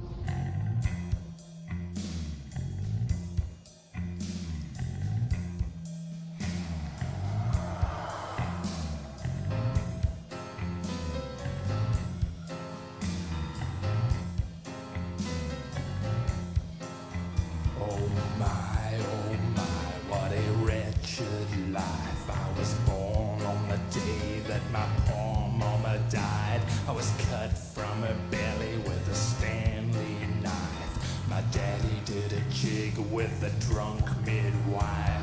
Who's that yonder all in flames, dragging behind him a sack of chains? Who's that yonder all in flames? Well, up jumped the devil and he staked his claim on me.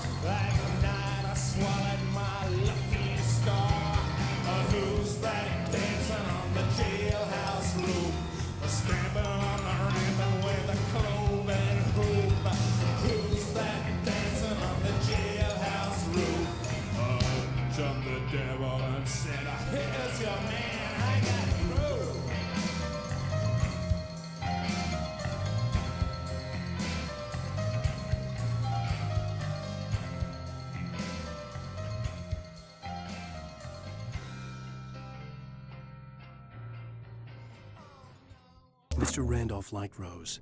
That little smile she had. How she was still sweet when life had tried so hard to make her bitter. It wasn't any of his business what she did in her trailer. But those strangers, the writer and his smart-ass sidekick, looked like trouble. And they'd been in there for hours, way past her normal bedtime. He reached for the phone and called the sheriff's station. For decades, the darkness that wore Barbara Jagger's skin slept fitfully in the dark place that was its home and prison. It was hungry and in pain. It dreamed of its nights of glory when the poet's writing had called it from the depths and given it a brief, terrible taste of power and freedom. The rock stars had stirred it from the deep sleep the poet had sunk it back to in the end. When it sensed the writer on the ferry, it opened its eyes. Nightingale stared through the broken studio window into the dark woods. He turned around, started to walk out, but Maine grabbed his arm. "Young man, you almost shot me. You don't shoot off rounds at people like that. What's the matter with you?" Nightingale shook his arm free, marched out. His cheeks burned with rage and humiliation. Sarah trusted her gut, and her gut said Agent Nightingale was an asshole. He felt wrong, and it wasn't just the smell of stale booze. It was in the way he flashed his badge, pulled rank, the look in his eyes when he wanted answers. Where was Alan Wake? What was this about an accident? Where was his wife? And most importantly, why did she let Wake go? He wouldn't answer her questions. Federal business was all he'd say. The pipe wrenched itself loose from the bridge's steel framework. Wrapped in darkness, it floated in midair, twitching. For a moment, I didn't understand what I was looking at. The heavy object lurched at me with impossible force. I threw myself out of the way, but just barely. When I turned my flashlight on it, it shook in a dark rage before it flew at me again. I slammed the door shut right in his smug face. He pleaded for me to open the door. True to form, the asshole actually thought I would obey. I had no sympathy left, no guilt either, not for him. I took a moment to savor the scream. I bet I had a smile on my face. It was all that I had time for. The dark presence was inside the lodge with me. The darkness surged towards me, sucking everything loose from the ground into its depths, tugging at my clothes. I saw the flare the kidnapper had dropped and threw myself towards it just as I felt my feet leave the ground. The darkness embraced me with the force of a tornado. Somehow I managed to light the flare. The darkness roared and cast me away. I fell toward the dark waters of the lake far below. Rose didn't know how the strange old lady got in her trailer, and she looked wrong somehow. The woman showed her teeth in an approximation of a smile and traced a finger down Rose's cheek. "Pretty girl," she said. Rose felt as if she was falling asleep, but her knees didn't buckle. The crone spoke in a whisper, her words ice cold and dark in Rose's ear. Touched by the dark presence, Rose was lost in a dreamland where everything was drawn in black and gray crayons. The old lady had promised her that all her wishes would come true. She would be Alan Wake's muse. She was smiling so hard it hurt her face. She crushed a bottle full of sleeping pills into the coffee. Deep down inside, she was screaming in terror. Danny had stepped out, but what stumbled back in was something else. Something alien. A monster. Walter tried to kill it, first with his fists, then a chair. It wouldn't die. Instead, it kept coming, unaffected by the beating it had taken. After Walter managed to kick it down the cellar stairs, fear took over. He ran, got behind the wheel, gunned the engine. The booze wouldn't make him forget, but he knew he had to try. The bulldozer's engine roared to life. Mud and rocks flew as it fought for traction. It crashed through the concrete wall and landed heavily in the yard. If it were an animal, it would have shaken its head after the impact, fixed its eyes on me, and charged. Of course, it had no head, nor eyes. Shadows crawled on its form, twisting it into a monster. Then, it came for me. The bulldozer's engine roared to life. Mud and rocks flew as it fought for traction. It crashed through the concrete wall and landed heavily in the yard. If it were an animal, it would have shaken its head after the impact, fixed its eyes on me, and charged. Of course, it had no head, nor eyes. Shadows crawled on its form, twisting it into a monster. Then, it came for me. Even after all this time, hearing the Night Springs theme caused a surge of conflicting emotions in me. It'd been my first real writing gig. Barry had known a guy who knew a guy, and suddenly I'd been a semi-regular writer on the show. I'd always been ashamed of the job. Felt it was trash. I'd wanted to be an artist, a novelist. I'd been naive back then. It had taken a long time to learn to be proud of the work. With Nightingale gone and the night wind blowing in through the broken studio window, Maine stared at Sarah. The sheriff looked away. Maine's voice shook with barely controlled anger. "That boy's doing more drinking than thinking. I hope you know what you're doing, Sarah. He's got a sickness in his eyes. You take my word for it. He wants Wake for a reason, and it's not for anything good." When Thomas Zane fell for Barbara Jagger, it happened fast. She was young, vibrant, and beautiful, full of life. He had never been a very happy man, and without any seeming effort, she had changed all that. Zane felt good for the first time in his life. Everything she did was another piece of a jigsaw puzzle he hadn't even known he'd been missing. And best of all, she made the words flow, strong and sharp. She was his muse. Some of the Taken retained echoes of their former selves, but these were just the nerve twitches of a dead thing. Nothing remained but a shell covered and filled with darkness. In most cases, these puppets were enough for the purposes of the dark presence. But for anything more elaborate, as with the writer, it was different. It needed his mind. And so rather than taking him over completely, it merely touched him. I stared through the bars of the jail cell. Barry stood behind me, swaying on his feet, looking as ill as I felt. Agent Nightingale stood on the other side of the bars with Sheriff Breaker. Nightingale had a stack of manuscript pages in his hand. He seemed unhinged as he gloated. "Well, I've got you now, Raymond Chandler. It's all here. All the evidence, including conspiracy to murder a federal agent." Things were never as simple in real life as in fiction. I had lost count of the times I had wished there'd be a clear reason for my writer's block. Something to fight, something to lash out on. There wasn't. I was filled with doubt. I was nothing like the hero in my books. Alex Casey had gone through his life with single-minded determination, never wavering from his goal. Even now, I was angry at myself, angry at Alice, angry at Barry. I was fumbling and I had no plan. Even behind the closed doors and curtains of his grimy room at the Majestic, the local motel, Nightingale could feel the locals' eyes on him, the unrelenting pressure of their judgment. He forced it out of his mind. For all he knew, they could all be under Wake's spell already. You do what you have to do to get the job done. He took comfort from the bottle in his hand. Please, he thought, just let me get through this. Maud had checked all of Stucky's rental cabins. There had been no sign of the Wakes. It was dark when he'd found their car parked at the end of the road by Cauldron Lake. It made no sense. They must have taken a wrong turn, but there was no sign of them, and the car had been there for hours already. Frustrated, Mott stood on the rotten ruin of the footbridge that had once led to Diver's Isle before it sank beneath the waves years ago. The boss wouldn't be happy. I tried to hold on to Alice, but her form melted away.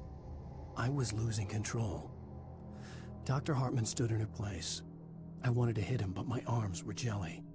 He smiled. It was a reassuring smile, and I hated him for it. "I had to give you a sedative. Don't fight it. You went through another rough period. Right now, it's very important that you stay calm. We don't want you to have another episode. You're a patient at my clinic. Have been for a while now."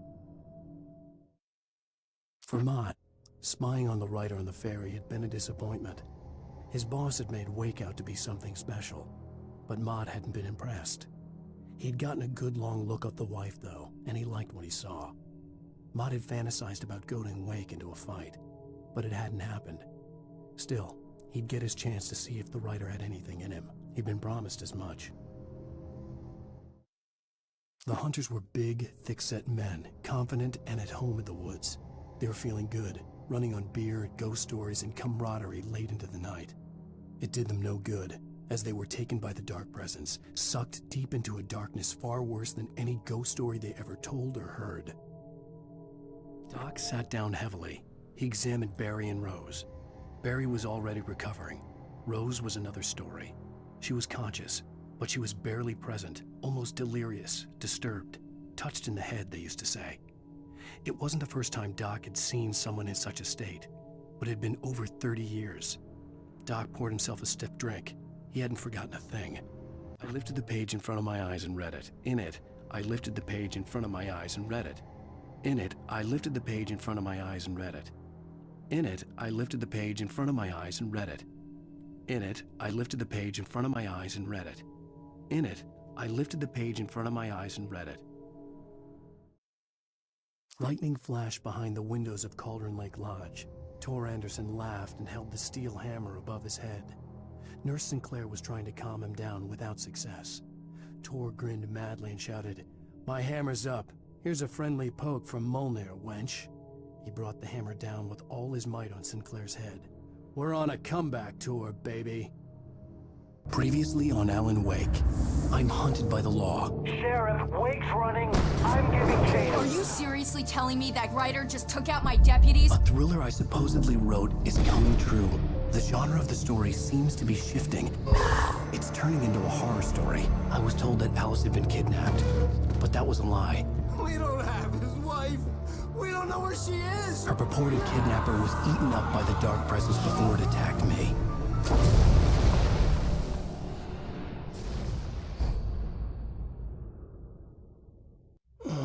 Alan, shh, baby. It was just a nightmare. Alice. There you go, Alan. Hartman. I fell. I had to give you a sedative. Don't fight it. You went through another rough period. What? Right now, it's very important that you stay calm. We don't want you to have another episode. You're a patient at my clinic. Have been for a while now. The shock of your wife's death triggered a mental illness. No, you're lying. You're suffering from various symptoms of undifferentiated schizophrenia. Bastard. It's okay, Alan. Just let go.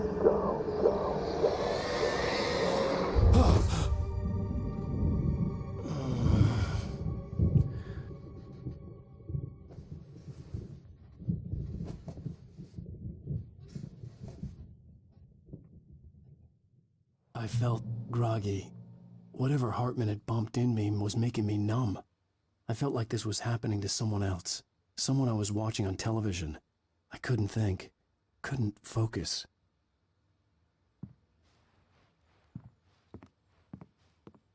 The door was locked. I was a prisoner here.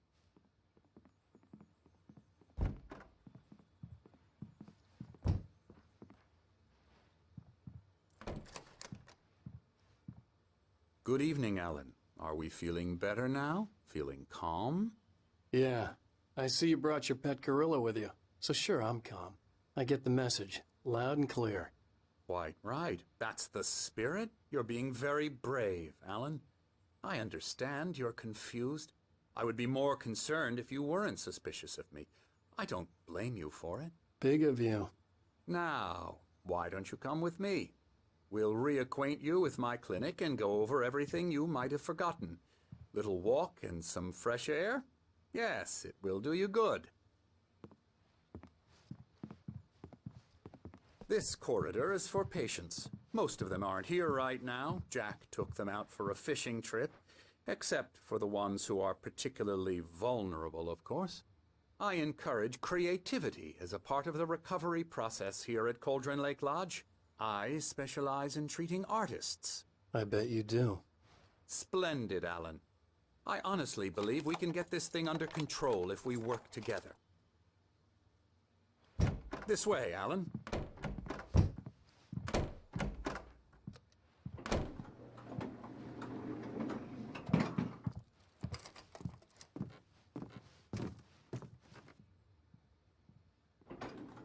Now, Alan, from past experience with you, I know I need to get right into the heart of the matter as quickly as I can after an episode.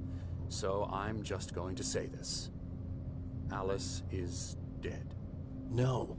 You're in a very vulnerable state until you understand and accept this. Alice drowned, and you couldn't face that. You're suffering from hallucinations, paranoid delusions, unusual thinking, an obsession about light and darkness, a feeling that everything revolves around you, your thoughts and dreams. Your mind has constructed an elaborate fantasy scenario in which your writings are affecting reality. She has been kidnapped and supernatural forces of darkness are trying to stop you.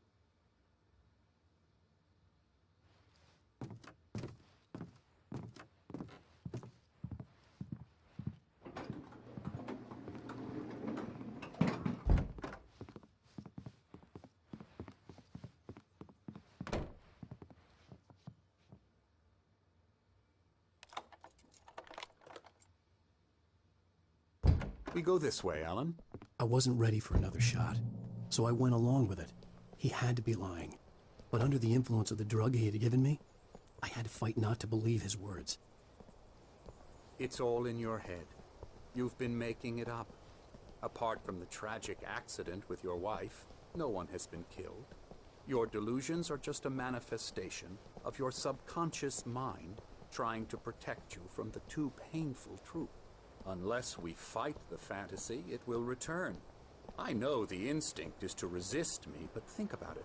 Doesn't this make far more sense than the insane supernatural conspiracy you have concocted in your mind? You're a skeptic by nature, Alan. We both know this.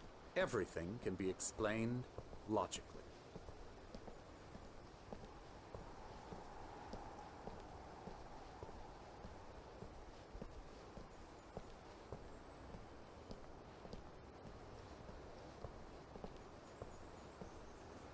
I never get tired of this view.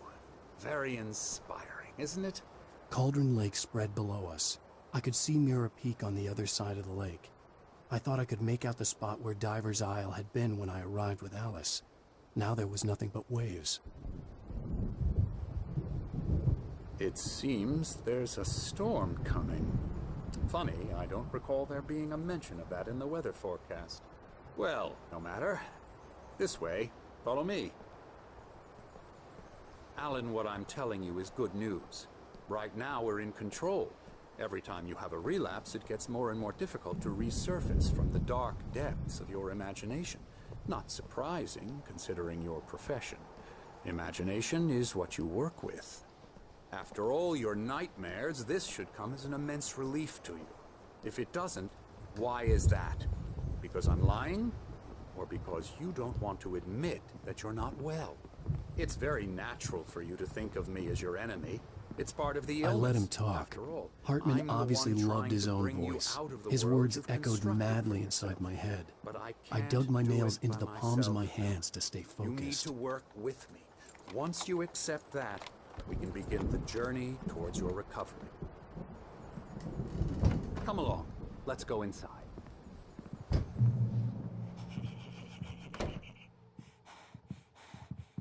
Here's the entrance to the office wing. That's for staff only.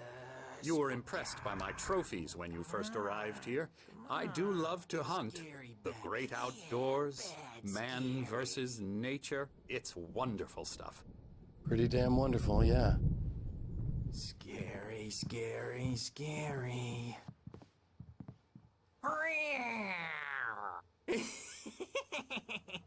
Emerson.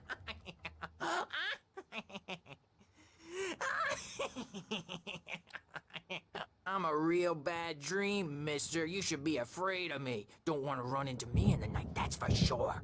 Please, Emerson. Mr. Wake is confused enough as it is. Yeah, you'd like me to go away so you won't be scared. But you can't just decide what kind of dream you have or when you have it. Emerson. Okay. Sorry. Boo. That's Emerson. We're actually making some progress with him, I'm happy to say. He works on video games. Ooh, yeah. It's trash, of course, but it does involve some small creative effort, which makes him receptive to my therapeutic methods. No kidding.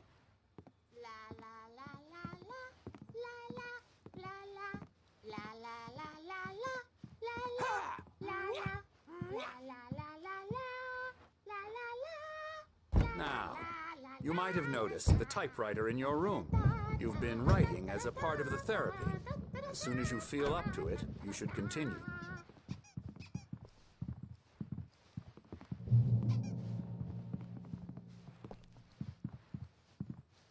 My rheumatism's killing me. There's a storm coming. Oh, what a storm. I hope it wipes this place off the face of the earth. And these two are the Anderson brothers, Odin and Tor. They had how should I put this? A heavy metal band in the 70s and 80s called Old Gods of Asgard. They even adopted new first names to complete the image of Viking gods. After the band broke up, they lived on a farm nearby. They are, well, in advanced stages of dementia. They're well cared for, TLC and all that. There's nothing more that can be done. I'm afraid that the rock and roll lifestyle has left its mark. Oh, that won't do. I'm so sorry to cut this short for now, Alan. The power has been acting up. I'd better go check on it. We'll continue this soon. Meanwhile, when you feel up to it, return to your room and try to write. It really is for the best. Don't you think? I'd like to bash his head in with a hammer. Oh, he'd love to fish out our secrets, but he has no clue. He's not crazy enough. Not crazy like us, Sonny. Yeah! Being crazy's a requirement, Sonny. Who else could understand the world when it's like this? It takes crazy to know crazy. That's the sanest thing I've heard in a while. Say, you're all right, Tom. Hey, we like him, don't we, bro? He's got to go to the farm. The Anderson farm. Valhalla! We wrote it all down, lest we forget. A crash course. All you need to know to get your head right. You need to find the message. Here, Sonny, here's something for you. Gave me a rash, but I kept it safe from these bastards. My head was clearing up, or according to Hartman, I was sinking back into the fantasy. I was convinced he was lying to me about everything. Crazy or not, the Andersons made more sense. Tom, got any booze on you? Yeah, no. Sorry, we have guys. a stash of the special stuff at the farm. Our own formula. Local ingredients. Medicine. Clears your head right up. Makes you remember like moonbeams on the brain. Oh, I just noticed. Leather patches on the elbows? That's not very rock and roll. Tom just lost is all. Baba Yaga got to him too, the damn witch. She used us all. Taken from all of us. Took my thunder, the witch. And my ravens. What were they? Memory and thought. The hag. She took something from you too, didn't she? That's what she does. We're better off. This place, the lake, it gives you power. If you're a creator, an artist, a god. Nightmare shifted in their sleep in the darkness of the lake. Yeah, that's the one. She makes sure it comes out twisted and wrong. Just ask the lamp lady. She knows what happened to that other writer. She's been using you, boy, and you let her. You went and opened the door for her, didn't you? Now, it was already open a crack.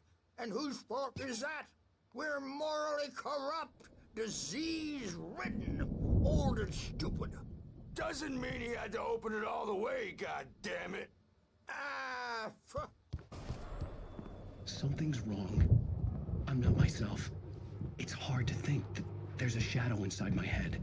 I can only focus on writing. Everything else is a blur. I'm trapped in this cabin. Have been for days, but it's always dark outside. My editor is real. I saw her again. She's not human. It's not human. A dark presence is wearing the old woman's face. She was covered in clinging shadows. There's a hole in her chest where her heart should be. I think I've made a horrible mistake. I don't think I'm any closer to saving Alice. It's been lying to me, using me to get the story it wants, and the story will come true. The white glare of the blank page in front of me hurt my eyes. My hands began to shake uncontrollably. Everybody, calm down. Put that down. Bert, I need help. Hey, Wake, you stay here. I'm gonna go see what's up. You just keep doing what you're doing. Be cool, okay?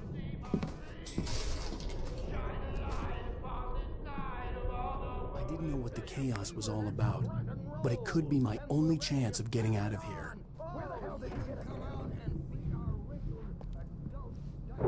The photo on the wall caught my attention. In it, the clinic staff was standing outside the lodge. I knew the man next to Hartman. He was the kidnapper. Hartman had been playing me all along.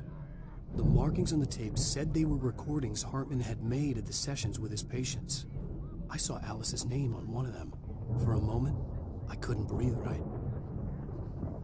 Now, Mrs. Wake, can you tell me about Alan's problems? He's more and more out of control all the time. The parties, he's so angry all the time. He's getting violent. Do you mean with you? No, not with me. No, never. Sometimes I almost wish Alan would take a swing at me, because at least that'd lead to a conversation he couldn't just march out of. But no. Alan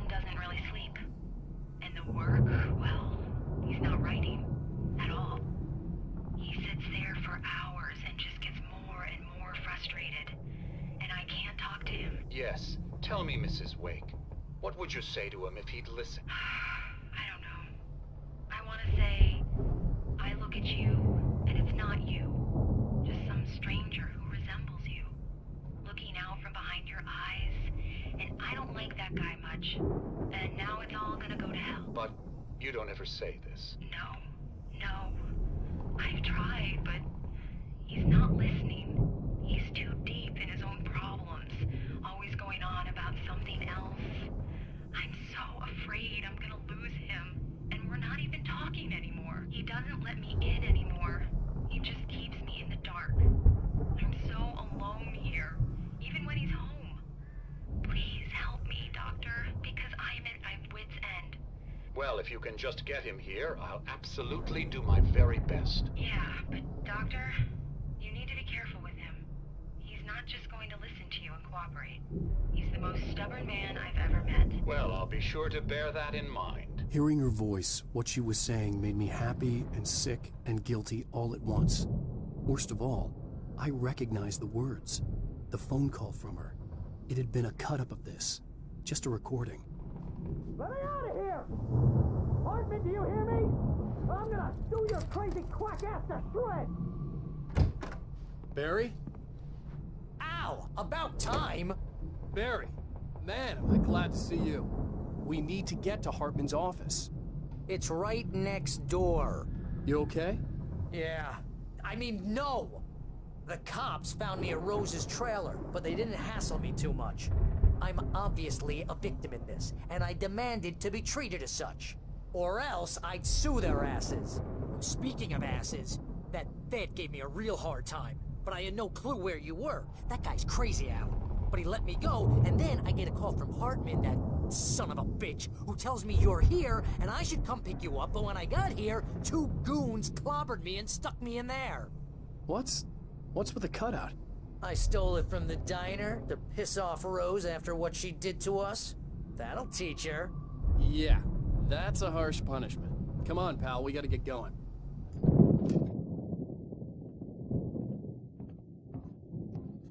These were all the pages I had on me. And more.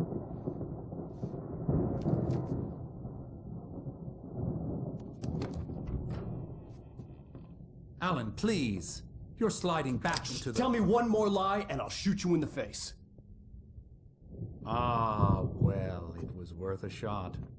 Really, Wake, come on. Let's work together on this. You have no idea... Hartman, shut up! Barry, get out of here. I'll catch up with you. Get a car. Oh, Al, let's just... Go! Wake, listen to me. This is a mistake. Don't you see? Together we can create something absolutely wonderful. With your ability and mine.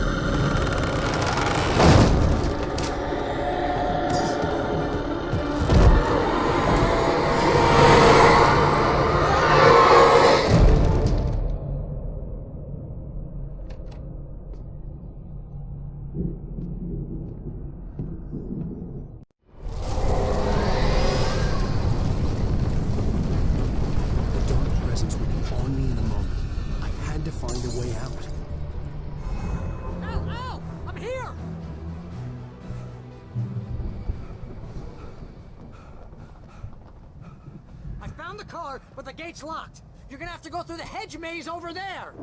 Barry, I don't have a light. Take this, Al. Oh, God! Look at the house, Al! Look out!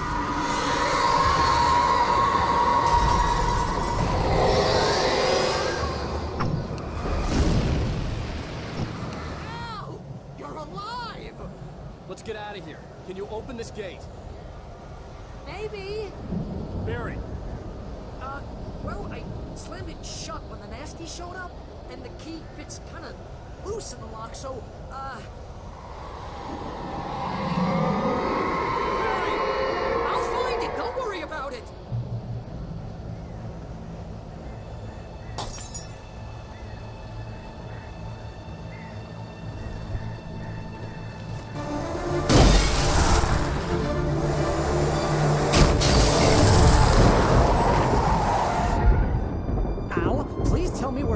nearest "You're now leaving Bright Falls. Come back soon" sign.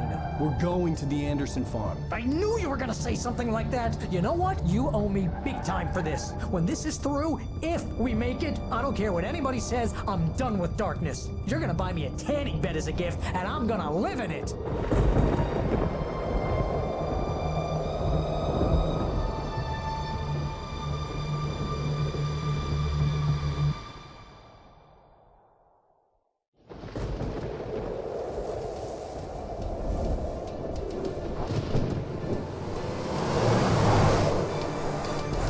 Crazy, but that's fine, Barry. Oh, you got that right, Al. You're barking mad. You are by far the craziest. But maybe that's inevitable when you deal with crazy stuff like this. It helps. This is happening, Barry. Alice, they never had Alice. She's trapped in the darkness at the bottom of the lake, but she's not dead. Al, how can you know that? I know, Barry. I can... Al, No, listen. I can bring her back. I can find her. There's something special about this place. The lake, it does something to the works of art created here. It makes them come true.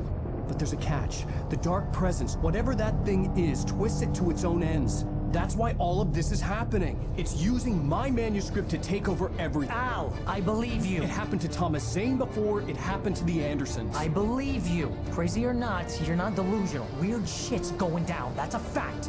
I'm on board, man. I'm with you. The Andersons knew about it, but they were too far gone to tell me with all the drugs they were on. But they wrote it down. There's a message somewhere at their farm, Barry. We just need to find it. Look out!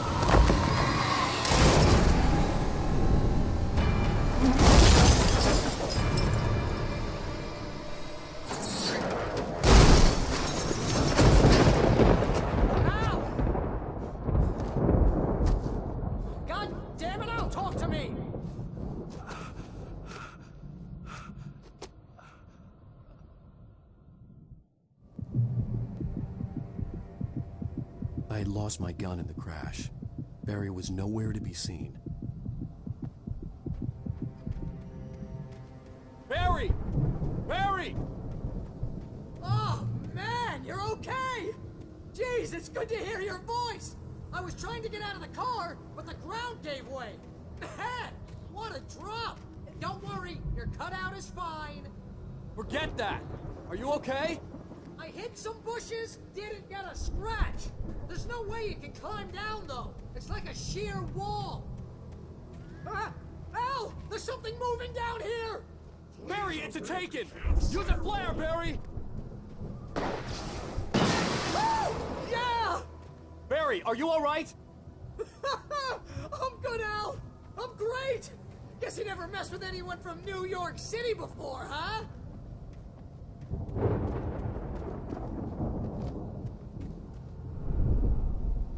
You're gonna have to find your way around to the farm, Al! I'll be waiting! Barry, just wait for me, okay? Al! I'm not staying here! It's suicide! I'm going to the farm! I'm gonna go ahead and secure the area. You can catch up. Don't worry about it. I'm on the case. Now he's Rambo. This would turn into a disaster if I didn't catch up with Barry. The car was heading for the cabin up ahead. It wasn't far. If it was Barry, I would see the damage soon.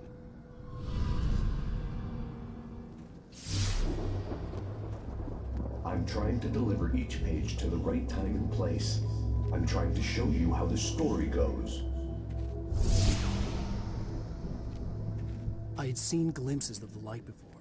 I had seen it in my dream. It was a strange spaceman or a diver in a bulky suit. He was the one who'd been placing the pages on my path. I could see the car, but there was no sight of the driver.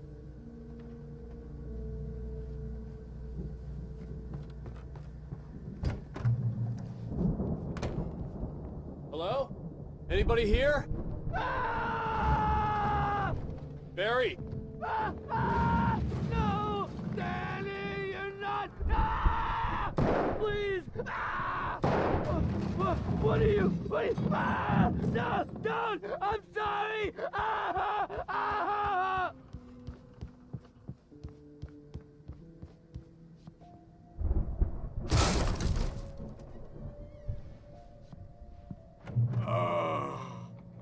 I know you.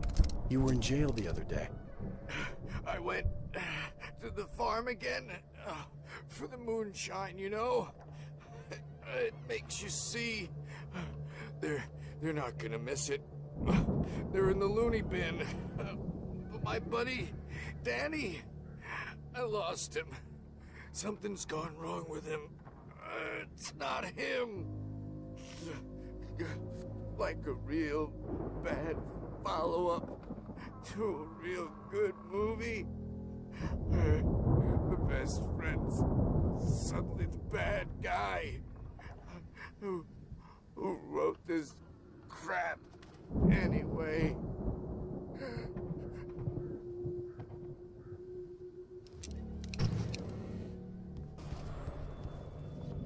I've run through every possible course in my head. If I continue like the Dark Presence wants me to, the story I'm writing won't save Alice. It's a horror story, and it's going to kill her, and me, and everybody in this town. No one will survive. Darkness will consume everything. This is what it's wanted all along. It will be free, unstoppable. It used Alice to get to me, dangled her in front of me to keep me going. It was never going to release her. I'm going to change this.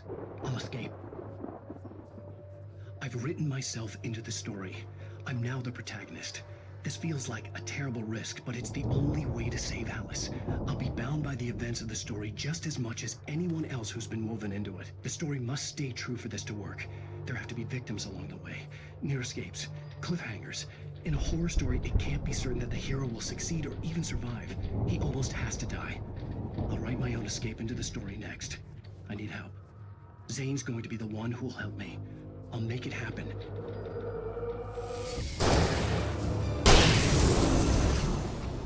Let me guess. Danny, huh?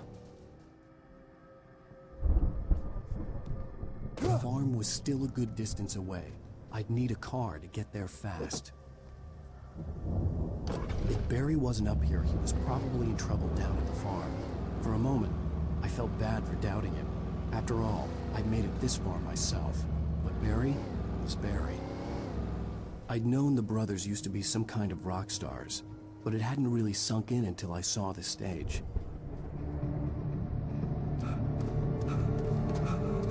Al! Run! Incoming! There's too many of them!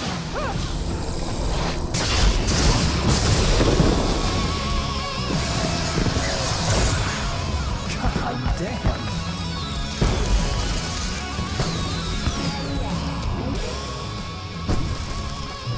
So glad you decided to go it alone, Mr. Johnson. Shut up and shoot!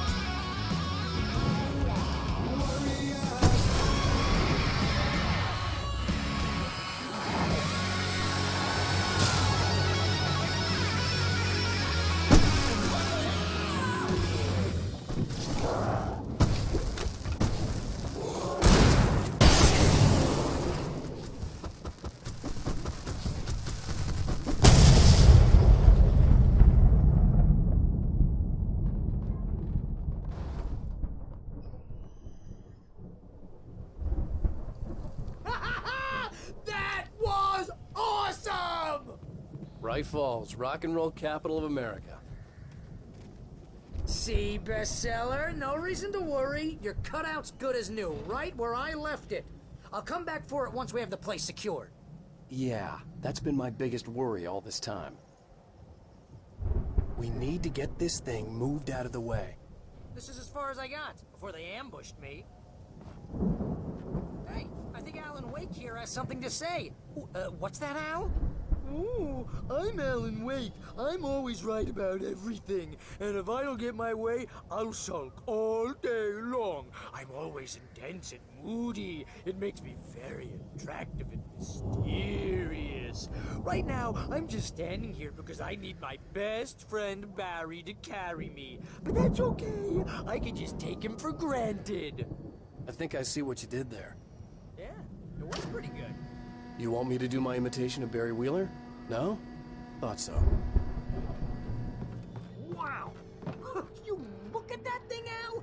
They really went all out with this Viking crap, didn't they? Look at all this stuff! They must have done okay for themselves, so how come I never heard of these guys before? And this from the guy who learned about Ozzy Osbourne through reality TV? Oh, Night Springs! Man! Brings back memories. Hey, remember when I got you that gig?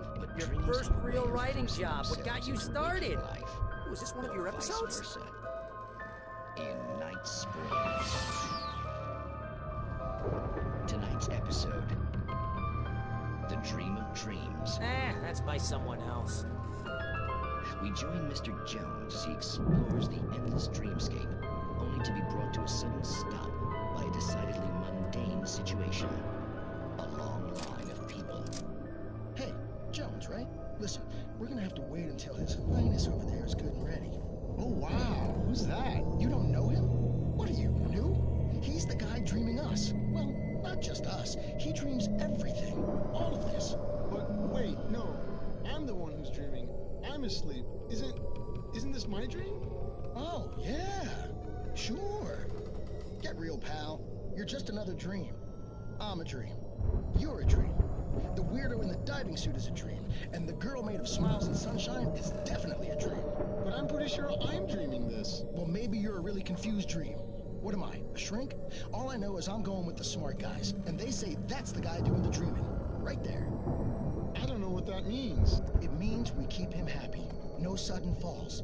We make sure he has his clothes on when he goes out in public. No chases where the monster is nipping at his heels and he runs like crazy, but his legs don't seem to get him anywhere. None of that. Because if he wakes up in a cold sweat... Yeah, precisely. So we wait till he wants to move on. Keep things nice and calm. Hey, something's happening here. Yeah? What's that? What? Can't you hear that? Oh, God help us, it's an alarm clock. Oh, it's you, isn't it? Please, man, I got a wife and kids. Please don't wake.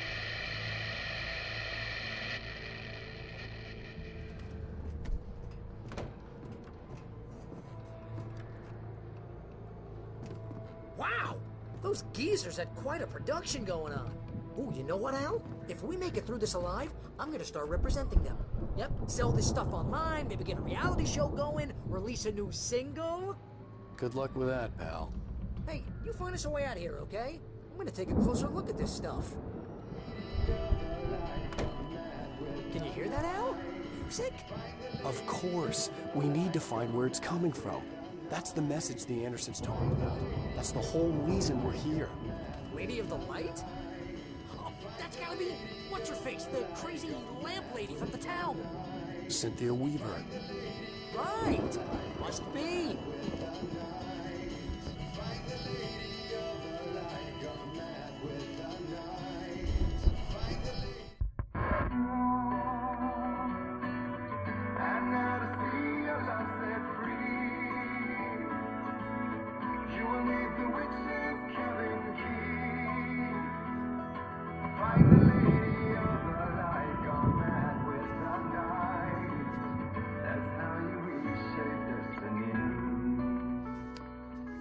Okay. We need to find Cynthia Weaver. We'll stay here for the night and head back to town as soon as it gets light.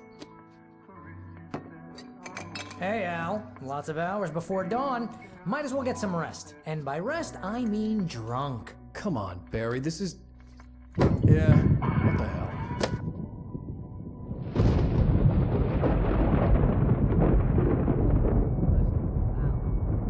I'm sorry about this. No, seriously, because I know we don't get along, but we're gonna find her, right? Even though you're a crazy bastard, I'm gonna stick by you, no matter what, ever, Al. Sure, like a brother. I'm a writer, goddammit. Correct.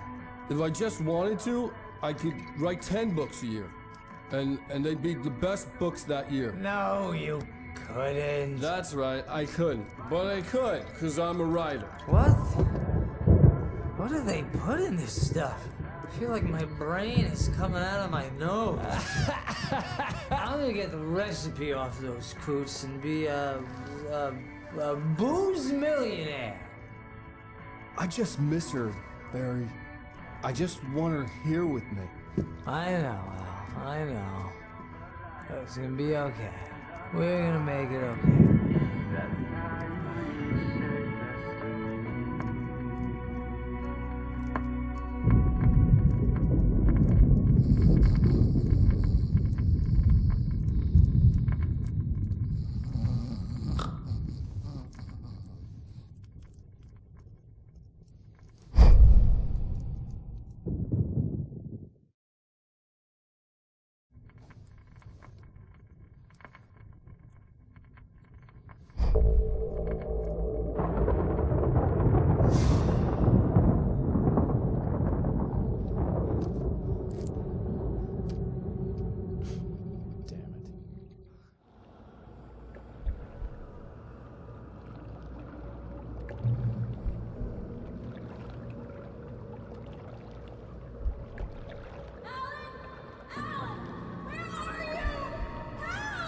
Alice, I'm coming! It's all right! I'm coming! It was a crazy, drunken dream. And yet, it was more than that. It was the truth. A suppressed memory unearthed by the Andersons' moonshine. I was there, an out-of-body observer. This was the night Alice and I had arrived at Bright Falls, the night Alice had disappeared. I had a chance to find out what had happened. I remembered being surprised to see the cabin dark. Alice would have never turned the lights off.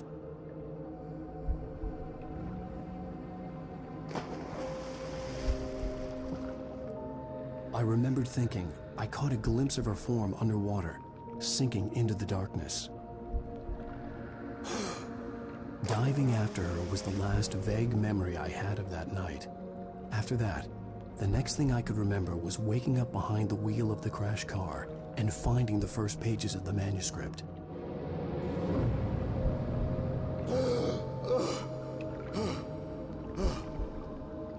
I couldn't find her in all that blackness. I must have thought she drowned.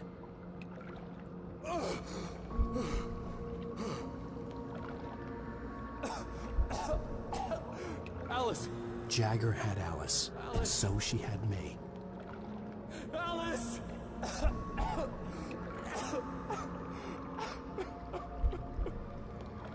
I'd been easy prey. Look at the cabin. Is there someone in the window?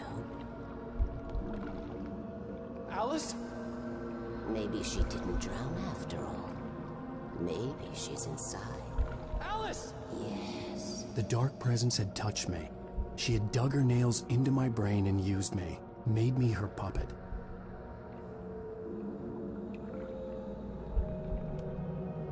She must be here somewhere. Maybe upstairs in the study. Alice! Yes, that's where she is. You can apologize. Alice! You'll laugh at the whole thing together and put it behind you. Alice? She's not here. You were foolish to think so. No, she's dead. She drowned. No, no, no! It's your fault your wife is dead. You are guilty. All she wanted was to help you right. You killed her. Oh, hush. There's still hope. Cauldron Lake is a special place. Here, you have the power to change things. She wanted you to write. I will tell you what to do.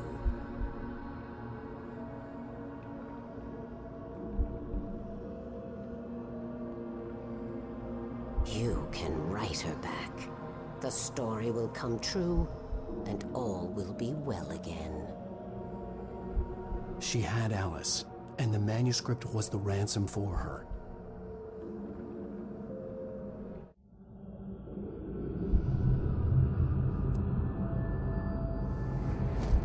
Yes. All right. I'll fix it. I'll bring her back.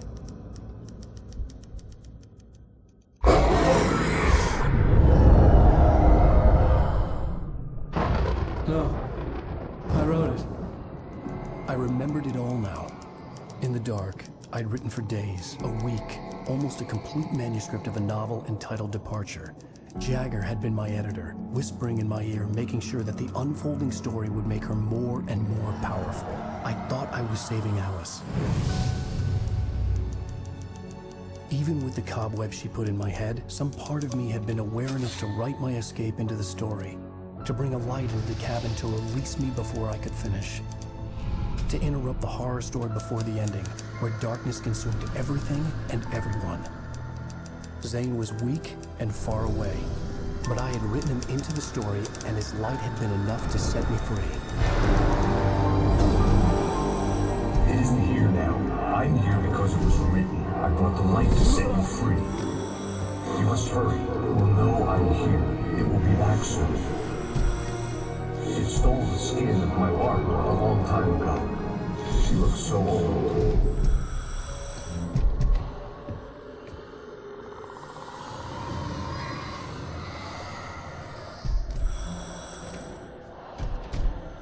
I had woken up, confused and groggy, my mind consumed by darkness and fear. All I could do was to escape.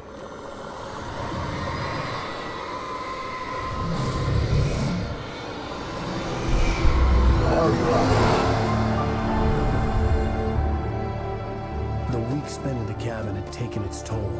I was barely conscious and fading fast.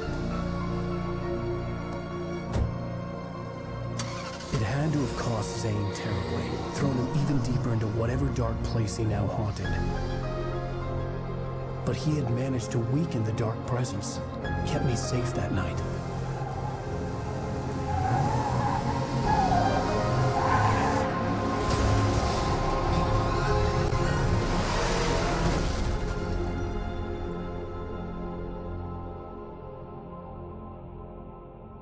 I wrote it. It's my fault. That's right, James Joyce. It's your fault, and you're gonna pay for it.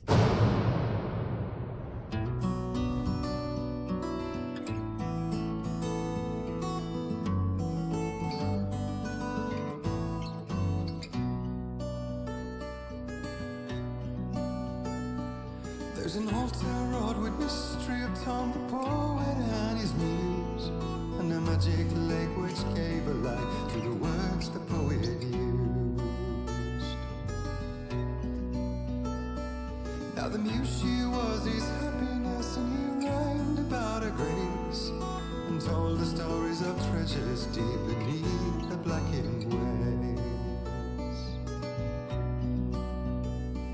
Till in the stillness of wonder, still in its misty crown, the muse she went down to the lake, and in the waves she drowned. And now to see your love set free, you will need the witch's cabin key. Find the lady of the light, gone mad with the night. That's how you reshape destiny. The poet came down to the lake to call out to his dear. When there was no answer, he was overcome with fear. He searched in vain for his treasure lost, and too soon the night would fall, and only his own echo would wail back as his call. And when he swore to bring back his love by stories he'd create, nightmares shifted in their sleep in the darkness of the lake. And now to see your love set free, you will need the witch's cabin key.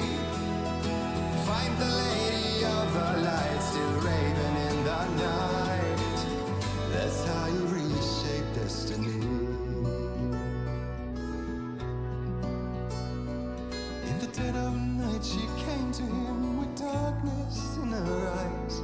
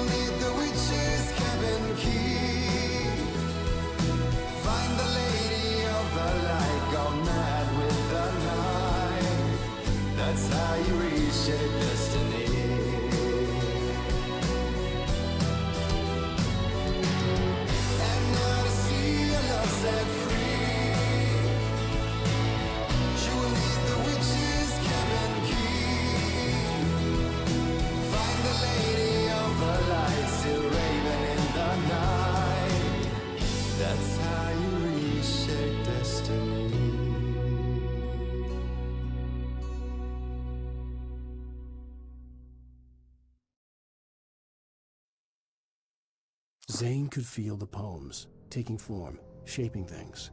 As he experimented, he imagined he could almost feel the power surging through the keys of the typewriter.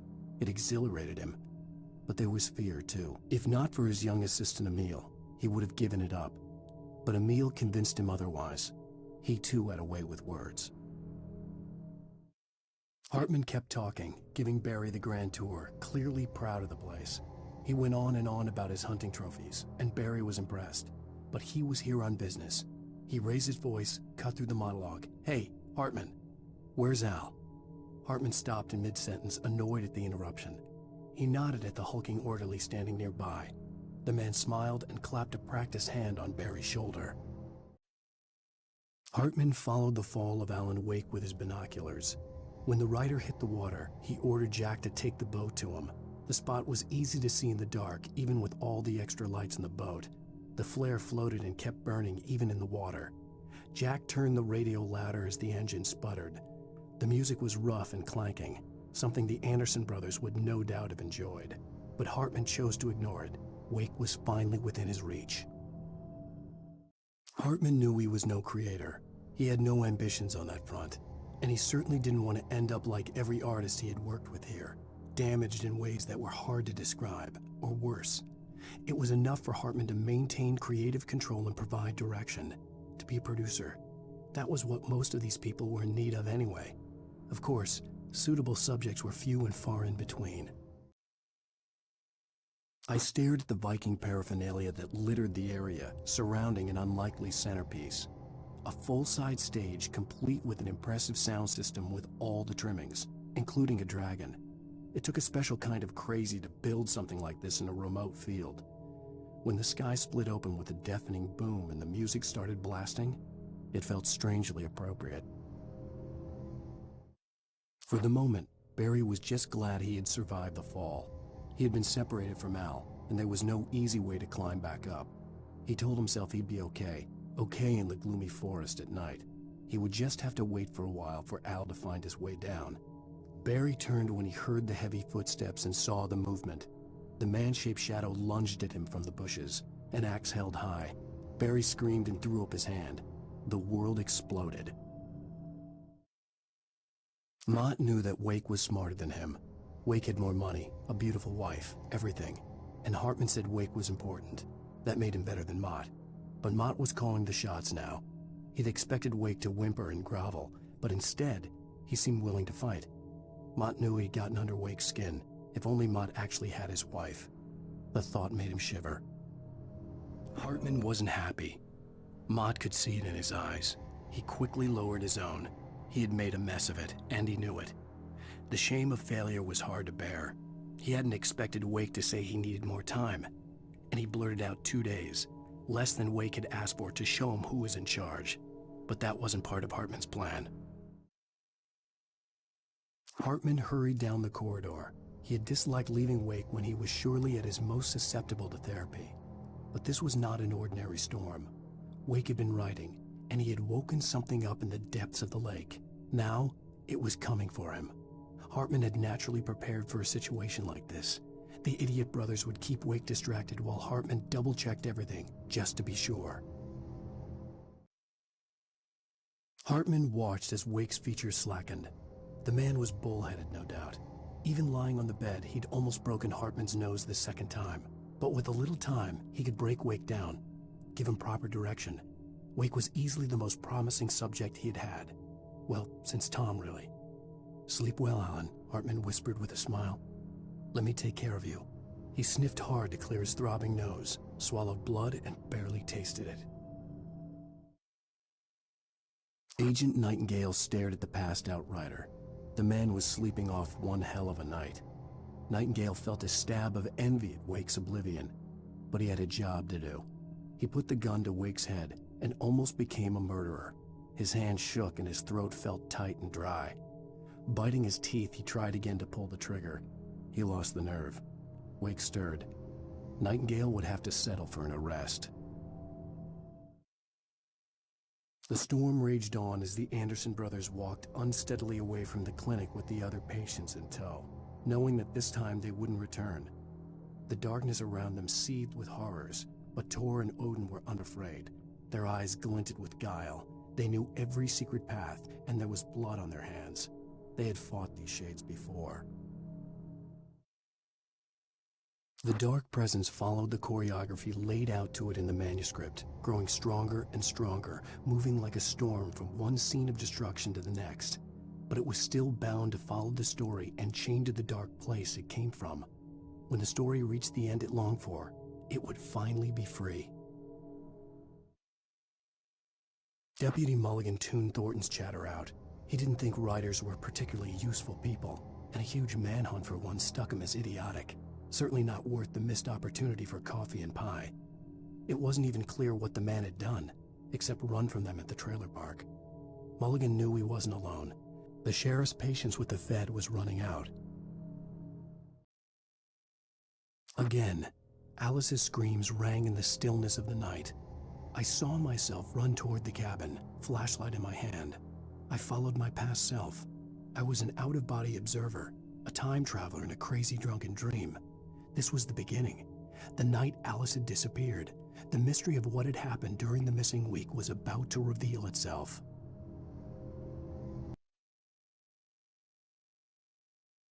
Again, Alice's screams rang in the stillness of the night. I saw myself run toward the cabin, flashlight in my hand. I followed my past self.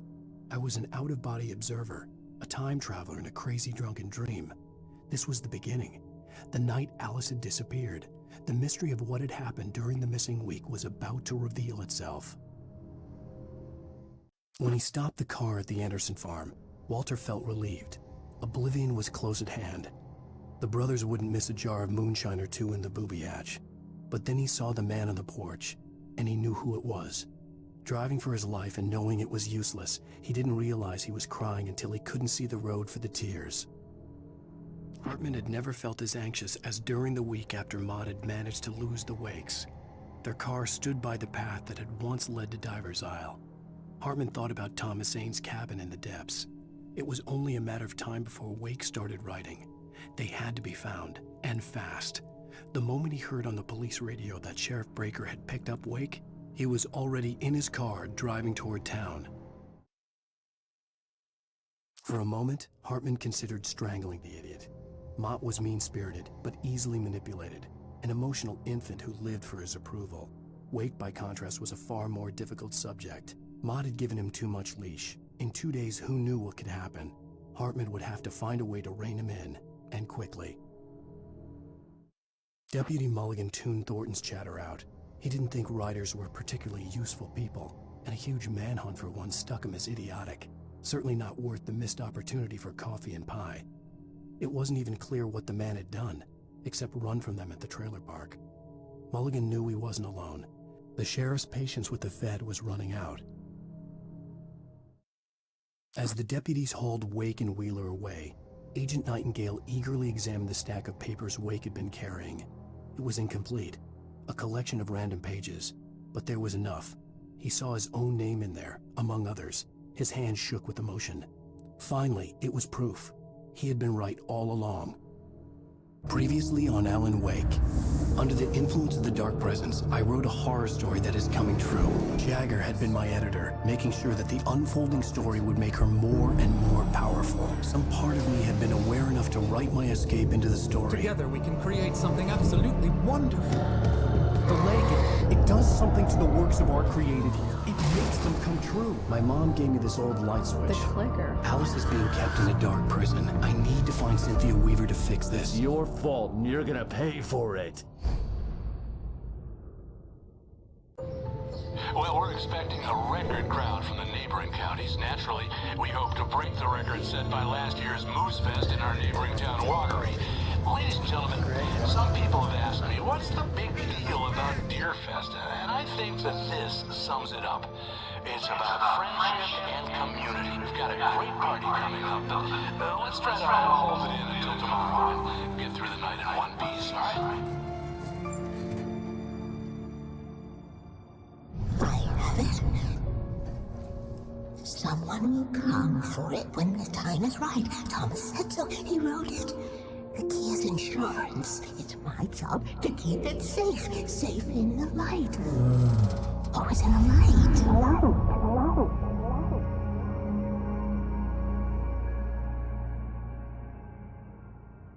Manuscript pages were gone. The FBI agent had taken them. I think my tongue just took a crap in my mouth. Ugh. Oh, wait, we're in jail now? Al. Al, this is not good. That about sums it up.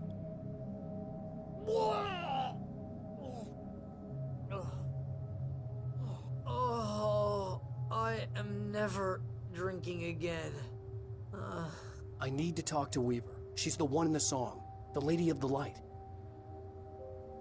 What, the crazy lady? Ugh, whatever you say, Al, but we're stuck here. They're not gonna... interviewed Wake. I had some reading to do first, Sheriff, and let me tell you, it was an interesting read. Well, I've got you now, Raymond Chandler. It's all here. All the evidence, including conspiracy to murder a federal agent. There's no way you're walking out of here. You hear me in there, Bret Easton Ellis? Huh? Agent Nightingale, I want to talk to your superior. Well, we all want things, Sheriff. I wanted my... Look, that's not possible right now. Agent Nightingale, I insist.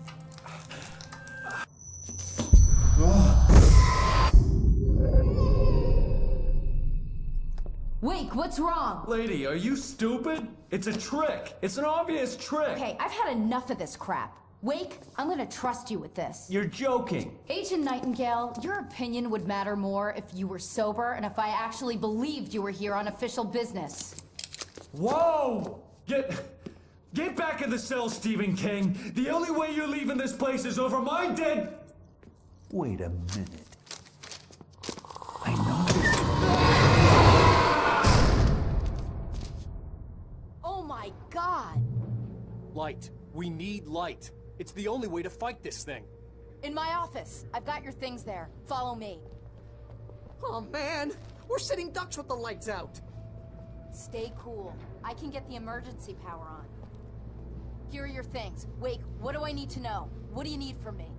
They can be hurt in the light, only in the light. And I need to find Cynthia Weaver. She can help me stop this. Light. Check. Cynthia. She lives in the old decommissioned power plant. I can get you there pretty quickly in the rescue chopper. Come on, let's get back to your friend. Wheeler, I need you to stay here. What? No! We're going to fetch our ride, but I have friends who need to be warned about this, and I can't be in two places at once. I need your help. Well, okay. Here's a list of people and phone numbers. I need you to call them and tell them you have a message from me. Night Springs, okay? They'll know what to do. Night Springs? Like the TV show? Gotcha. Oh, hey, that radio guy is on the list, Maine. Who's Frank Breaker? He related to you? My dad. Hey, is this like a secret society? Can you do this? You'll be safe here. The backup power's on. These guys need to be alerted, just in case we don't come back. You'll come back for me though, right? As soon as we get the chopper ready. Thanks, Wheeler. I owe you one. Okay, let's go, Wake. Through the back. My hangover wants a pizza. You think there's any way I could order one, Al? Hey, Sheriff! Your password. Night Springs? What's that all about? It's a stupid joke we have. That Bright Falls is the original inspiration for the TV show. This town can get weird at times. Never this weird, though. You need to bypass the damaged control box. What am I, an electrician? Hold on!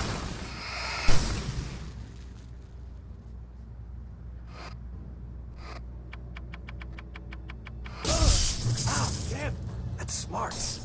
Good job, Wake. Okay, stick close. Our first stop is the town hall. The keys to the chopper are there. Okay, someone's messed with the fuse box here, but you should be able to jury rig it while I find the keys. I already got electrocuted once today. How about I look for the keys and you get burned for a change? Fine. They should be in the clerk's office on the other side of the building, near the main entrance. Gotcha. Okay, Sheriff. I got the keys.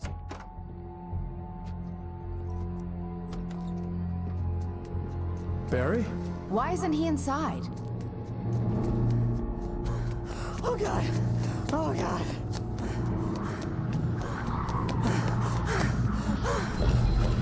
Barry! Look out! Barry, move!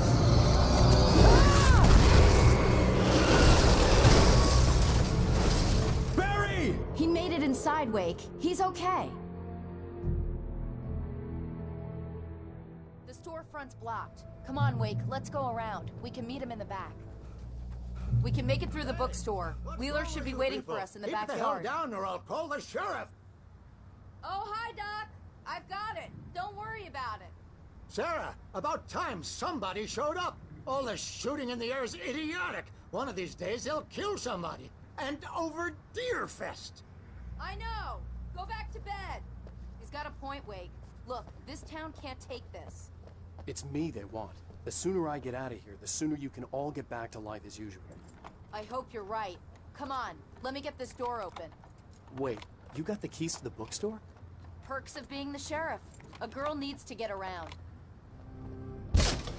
Did you call 911? Guess that one saw the light, huh? You didn't like that one? A tough audience. Well, I got plenty more. What are the Christmas lights for? Protection, man. Like garlic against vampires. Vampires. The helicopter's just across the parking lot and up the hill. Come on! The Bright Falls General Store is now my favorite place in the entire world. See this headlamp? It's like a superpower. I can just look at one of those things and they die. It's my flaming eye of Mordor. I wish I didn't say that. Yeah. Hey, I want a headlamp. Last one. Bastard. The helicopter's just up ahead. I'll need a while to prep for takeoff. Don't take too long. I want to get out of here.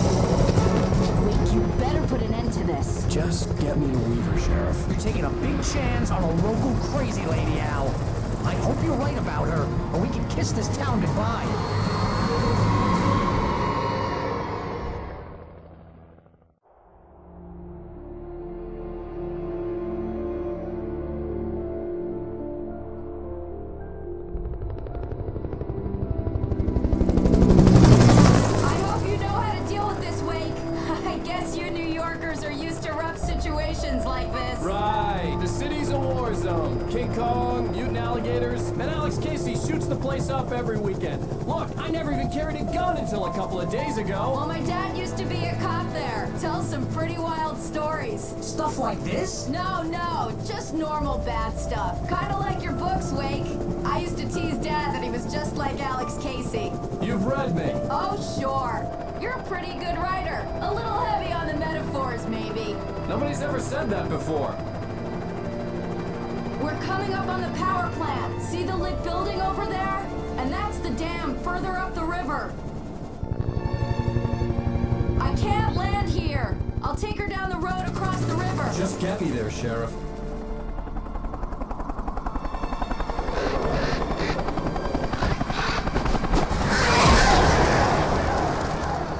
Hold on!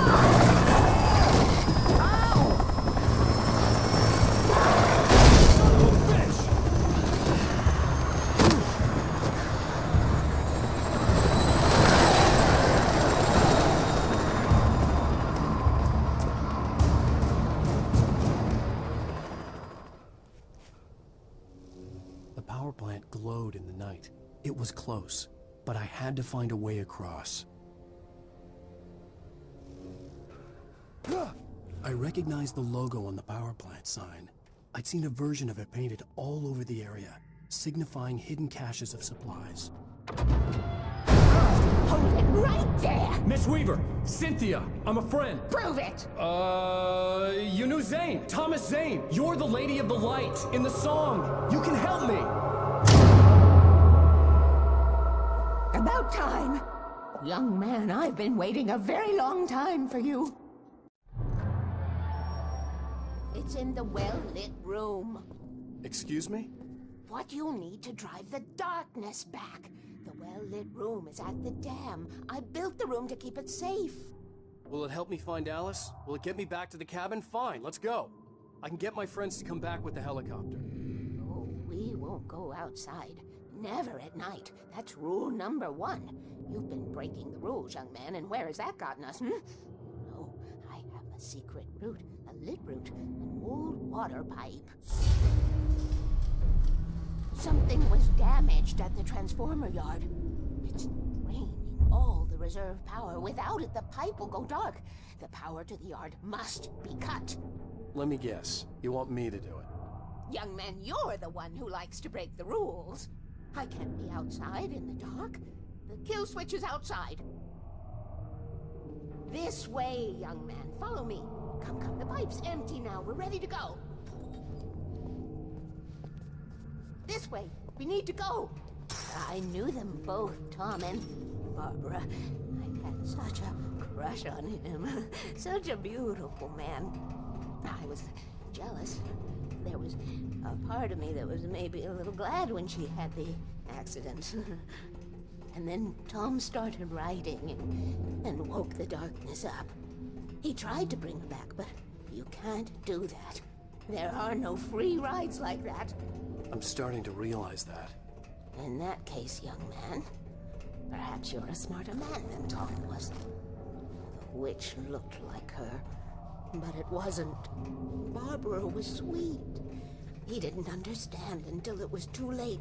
He tried to undo it, wrote himself, her, everything he'd ever written out of the world. Oh, he was so famous. And afterward, no one knew. Oh, Tom. He left only one thing behind in my game, in case it happened again. Insurance. He trusted me. Or perhaps used me a little. Tom knew how I felt. Knew I wouldn't refuse him. I built the well-lit room and put it there. It's been waiting for you. We are characters trapped in a story you have written, and none of us will survive to see the end of it if the darkness isn't stopped. She'll twist the story to her own dark ends. How do you know all this? Tom, that's the way he wrote it. He still talks to me, you know, in television, from beyond, from below.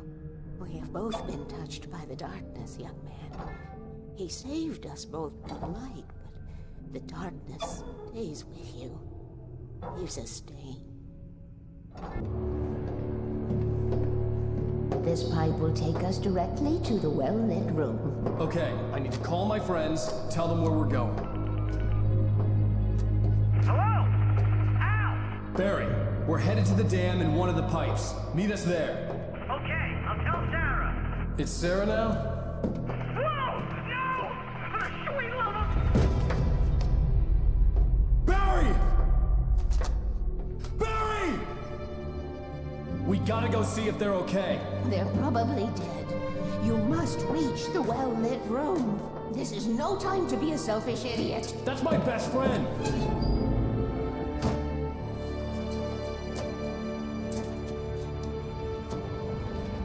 Well, be a fool. I'll use the pipe. I'll meet you at the dam if you make it.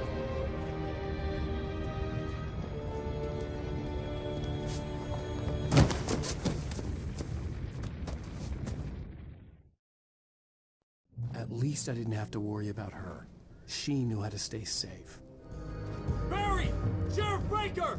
Sarah!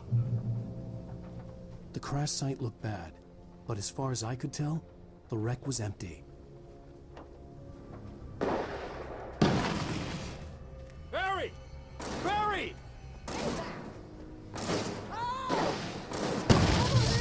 No, you don't. Hang in there, I'm coming!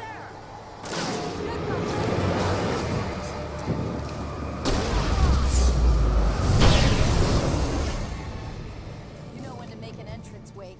We were ready to to make like Butch Cassidy and the Sundance Kid. I have a different ending in mind. Yeah, I'm fine. Thanks for asking. I knew you'd be all right. How's that? The flaming eye of Mordor? Laugh it up, funny man. Didn't we have somewhere to go? Weaver will meet us at the dam. You know when to make an entrance, Wake. We were ready to make like Butch Cassidy and the Sundance Kid. I have a different ending in mind. Yeah, I'm fine. Thanks for asking. I knew you'd be all right. How's that? The flaming eye of Mordor? Laugh it up, funny man. Didn't we have somewhere to go? Weaver will meet us at the dam. We're almost there. There's an entrance into the dam at the top. What's the plan, Wake? Well, Weaver's crazy, but she's got something Zane left behind. Something to fix this. Gee, could you be a little more vague? Thomas Zane? Seriously? Might as well be Paul Bunyan or Bigfoot. Yeah, well, he was real.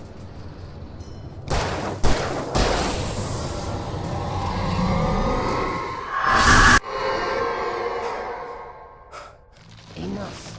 You will go no further.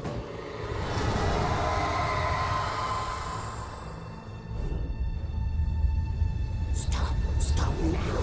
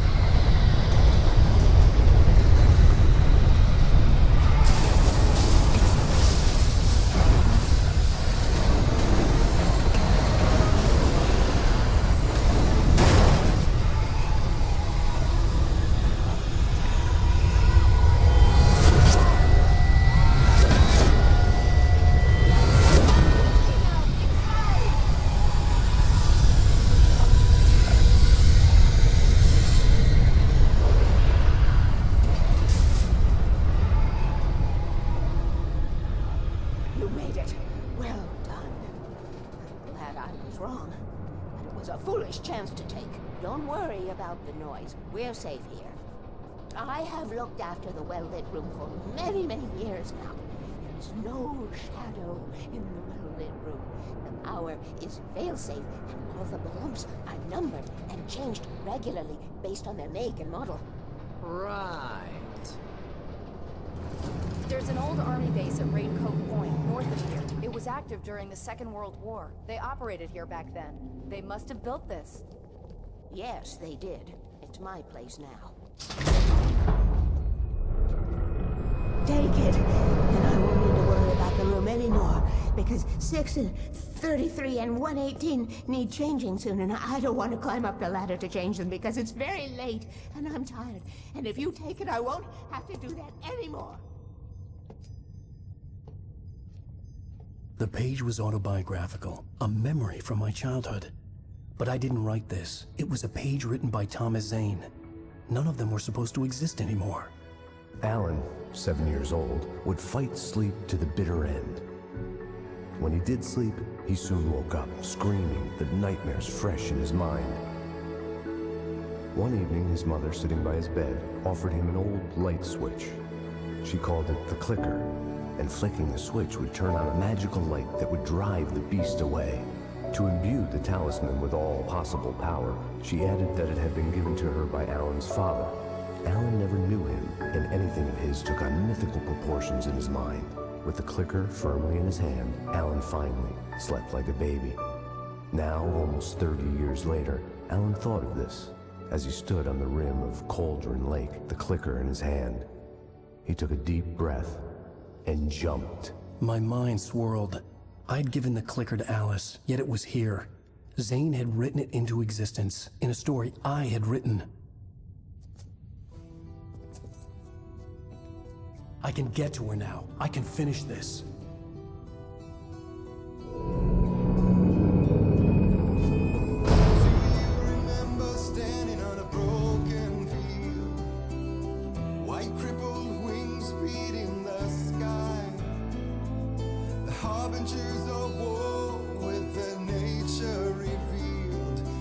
Chances flowing by. If I can let the memory heal, I will remember you with me on that field. When I thought that I fought this war alone, you were there by my side on the front line. When I thought that I fought without a cause, you gave me a reason to try.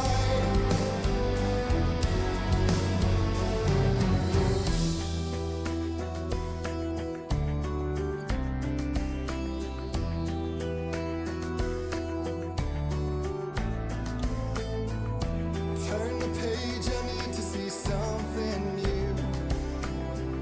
For now my innocence is torn. We cannot linger on this stunted view, like rabid dogs of war. I will let the memory heal. I remember you with me on that field. When I thought that I fought this war alone, you were there by my side on the front line. And we fought to believe the impossible. When I thought that I fought this war alone, we were one with our destinies entwined.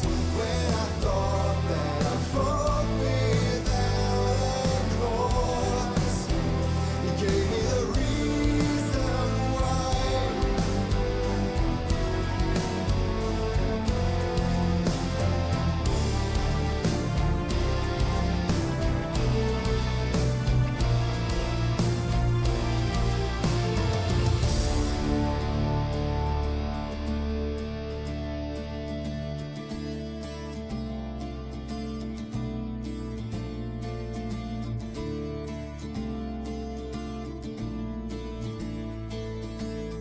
With no one wearing their real face, it's a whiteout of emotion, and I've only got my brittle bones to break the fall.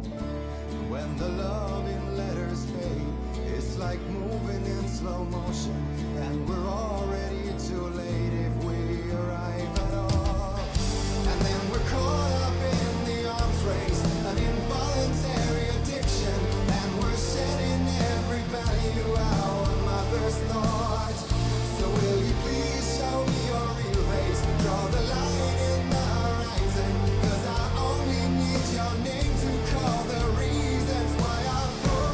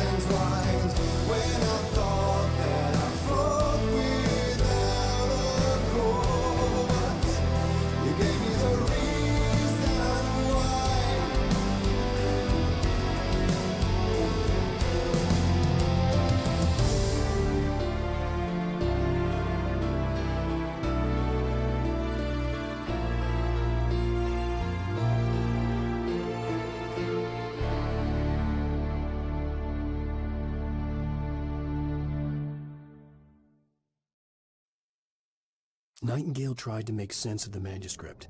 It was disjointed and strange. He didn't understand half of it, but it all rang true. Impossibly true. He took out his hip flask when he reached the page that described how he reached the page that made him take out his hip flask. It wasn't the booze that made his mind reel. Nightingale felt the situation veering out of his control, but the gun at least felt steady in his hands. He was ready to fire, resolved that he would let this happen over his dead body. And yet he hesitated. He had seen this moment before, read it in the page. He was transfixed by the déjà vu and the horror that he was a character in a story someone had written. Then the monstrous presence burst in behind him and dragged him into the night. The darkness that wore Barbara Jagger's face was furious. The story in the manuscript had been making it stronger all the time, but now the light had set the writer free and hurt it, weakened it. It was only a matter of days before the dark presence would be strong again, but meanwhile, it would be difficult to recapture the writer. Cynthia Weaver worked hard, following her obsessive rituals, sometimes fighting them, always giving in to them in the end. She haunted the halls of Bright Falls abandoned power plant. She marked her caches with light-sensitive paint that could only be seen by eyes that had been touched by darkness and saved by light like she'd been. She was preparing defenses and supply lines for the war she knew would come. The war between the forces of light and darkness. For it to be free, the dark presence needed the writer to finish the story. Again and again, the story let it get frustratingly close to the writer without letting it capture him. It was bound by the events depicted in the manuscript, but it could pursue the writer indirectly, put others on the task and stop those who would help him. It took over everything in its path, made them its puppets, and sent them after Alan Wake. Alice had screamed until she had no voice left to scream. Around her, the darkness was alive. It was cold and wet and malevolent and without end. She was a prisoner, trapped in the dark place. The terror would have burned her mind out, but one thing made her hang on. She could sense Alan in the dark. She could hear him. She could see the words he was writing as flickering shadows. He sensed her too. He was trying to work his way to her. Barry was in his element, making calls, making things happen, even if he didn't entirely know what those things were. He wouldn't let the hot sheriff chick down. Even if every noise he heard from outside, and he heard plenty, made him jump. He had only paused to text Al a message, told him to hurry up. Suddenly, Barry froze in mid-dial. A window broke somewhere in the building, and then the lights went out. Barry got back to his feet inside the Bright Falls General Store and dusted himself off. Right next to the cans of baked beans was a locked case filled with flare guns, and yet here was a conveniently placed barrel of crowbars. Barry's smile widened as he realized that this was the classic movie scene where the hero had to gear up and arm himself to the teeth. Barry threw himself into the role. Barry got back to his feet inside the Bright Falls General Store and dusted himself off. Right next to the cans of baked beans was a locked case filled with flare guns, and yet here was a conveniently placed barrel of crowbars. Barry's smile widened as he realized that this was the classic movie scene where the hero had to gear up and arm himself to the teeth. Barry threw himself into the role. The story I had written in the cabin had come true. Touched by the dark presence, I had written a horror story, but the end was still missing. The story was incomplete, and the last unfinished page of the manuscript still sat in the typewriter in the cabin study. If I could get back there, if I could read the page, then I could write my own ending to this story and save Alice. Sarah was almost starting to relax. Maybe they could turn this into a win yet. Suddenly, there was a piercing sound, like a table saw gone wild, as 100 birds made out of shadows swarmed into the rotor. The chopper bucked wildly and the board lit up, telling her what she already knew. They were going down. Barry Wheeler screamed next to her. Thomas Zane knew he had to remove all that had made this horror possible, including himself. That was the only way to banish the dark presence he had unleashed and now looked at him through the eyes of his dead love. But he also knew that despite his best efforts, it might someday return. So even as he wrote himself and his work out of existence, he added a loophole as insurance, an exception to the rule. Anything of his stored in a shoebox. Making her way through the water pipe alone, Cynthia was angry at the writer. Foolish young man, taking unnecessary risks. And the way he broke the rules. Didn't he understand what was at stake? Since the terrible days in the 70s, she hadn't wavered once, as hard as it had been. She was tired of protecting the town all these long years. And now, The Poet and the Muse, lyrics by Old Gods of Asgard, the chorus. And now to see your love set free, you will need the witch's cabin key. Find the Lady of the Light, gone mad with the night. Find the Lady of the Light, still raving in the night. That's how you reshape destiny. Children of the Elder God lyrics by Old Gods of Asgard. The first verse and chorus. Warriors, torchbearers, come redeem our dreams. Shine a light upon this night of otherworldly fiends. Odin's might be your guide, divorce you from the sane. Hammer's way will have its say, rise up in their name. O memory and thought, jet black and clawed, children of the Elder God, scourge of light upon the dark. Children of the Elder God lyrics by Old Gods of Asgard, the second verse and chorus. Scratching hag, you can rake your claws and gnash your crooked teeth. You've taken slaves like ocean waves, now feel the ocean seethe. Father Tor bless the war between the dark and light. In their songs let their wrongs bring disillusion's night. O memory and thought, jet black and clawed, children of the Elder God, scourge of light upon the dark. Previously on Alan Wake, I wrote a horror story that has come true. Thomas Zane did the same in the 70s. You will go no further. If I continue like the Dark Presence wants me to, the story I'm writing won't save Alice. It's a horror story. No one will survive. You knew Zane! Thomas Zane! You're the Lady of the Light in the song! He left something behind to help me. The clicker. Alan thought of this as he stood on the rim of Cauldron Lake, the clicker in his hand. He took a deep breath and jumped. I can get to her now. I can finish this.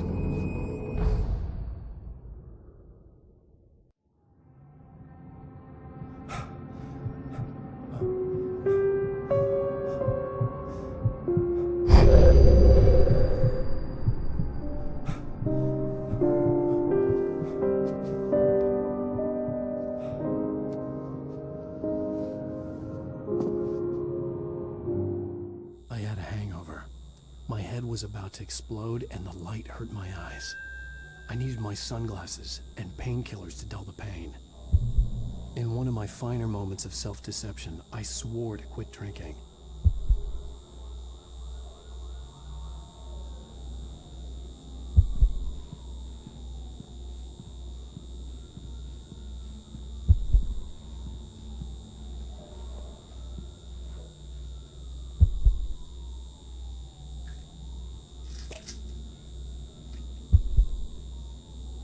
The pills worked fast.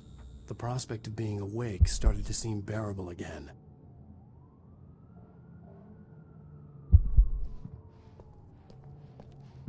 The lights were like needles in my eyes. I needed my sunglasses.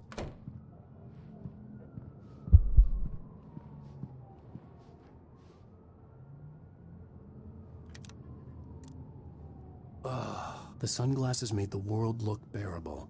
Now I could keep my eyes open without feeling like a vampire in the sun. There was a message waiting for me on the machine. You have one new message. Ow! Are you still asleep? Wakey, wakey! You should have your show on your TiVo. If Alice wasn't too mad to record it. As she called me earlier and really chewed me out. Yeah, we went a little overboard last night. But parties are a part of this business. Al, look, I'm saying this as your friend. She's not doing your career any favors by trying to run your life like that, okay? I'll talk to you later, Al. Watch the show.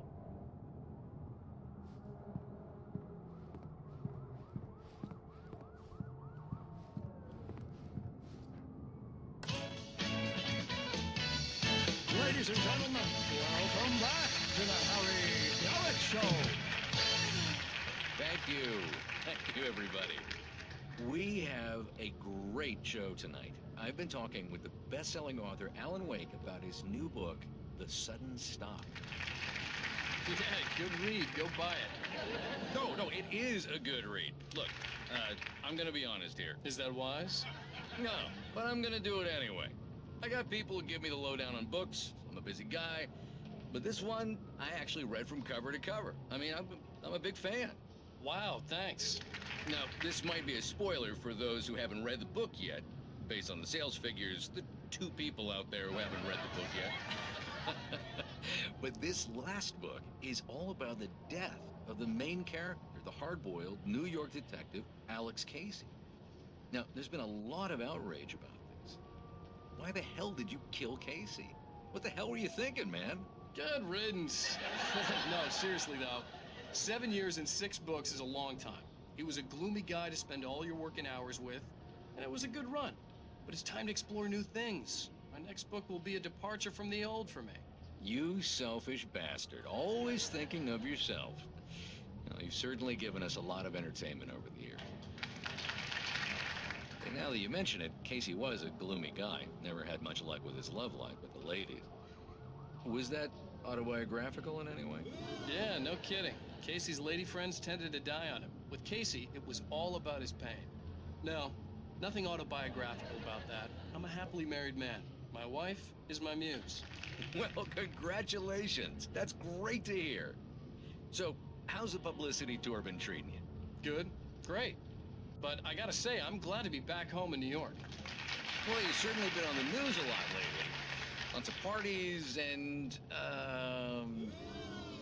you got into a fight with some paparazzi. Oh, man. Well, that guy was really in my face. I lost my temper. I know that wasn't cool. Well, you are famous for that temper. Well, I did also write several books. Well, your latest novel is called The Sudden Stop, and it's in bookstores now. Go get it. That means the 2 of you out there who haven't bought it yet. Ladies and gentlemen, that's all we have for you tonight. I want to thank all our guests for the evening. Alan Wake, Sam Lake. Once more, do the face for a Sam. And our musical guests, Poets of the Fall. Thank you. At least I'd been funny. I told myself I could live with that. Hey, honey. Did you watch the show? I didn't say anything stupid if that's what you want to know. Okay, Grumpy. You want to ask me something? Are you going to start with me about drinking now? You know what? I should have followed Go her back to advice. sleep, Alan. But suddenly I was angry, mostly at myself. And she was there, a convenient victim.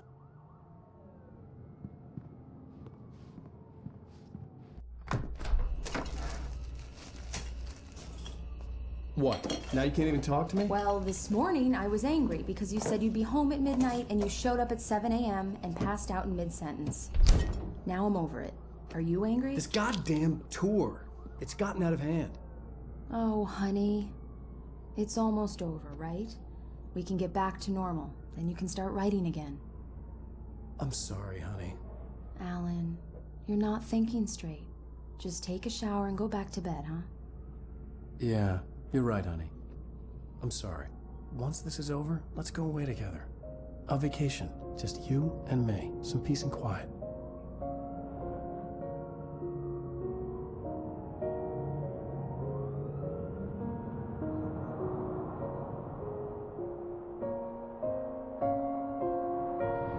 Somehow, the clicker was the key to the cabin. I had to return to Cauldron Lake to save Alice.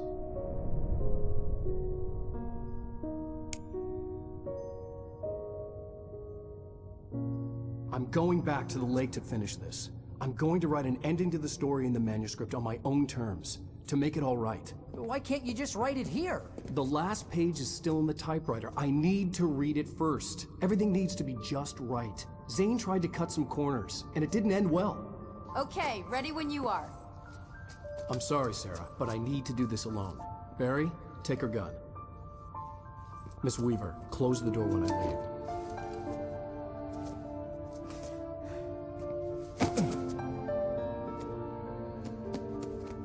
Good luck, Al. See you later.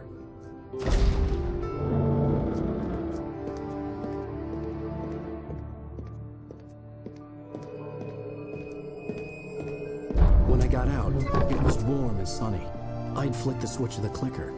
Had it done this? I didn't stop to question it. I had to take advantage of the sunlight to get to the lake. On Zane's page, I'd stood on the rim of Cauldron Lake, about to use the clicker. That's where I was headed.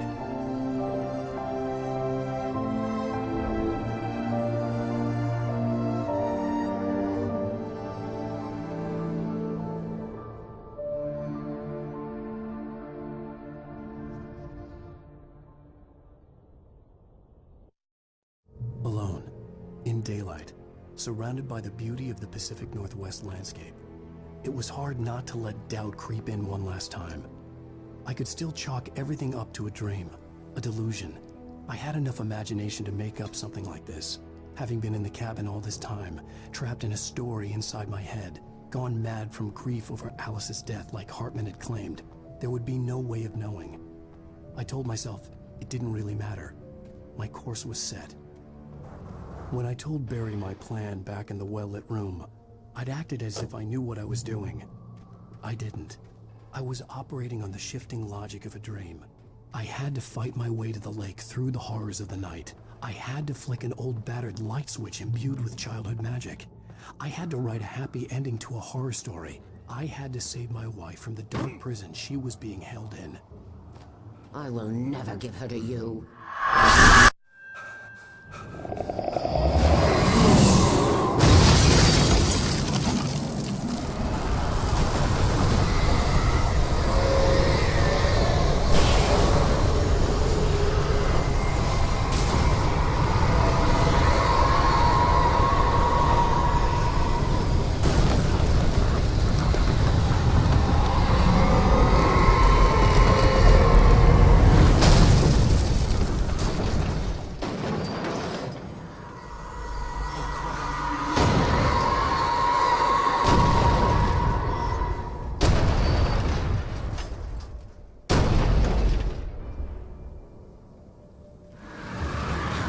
Never loved you.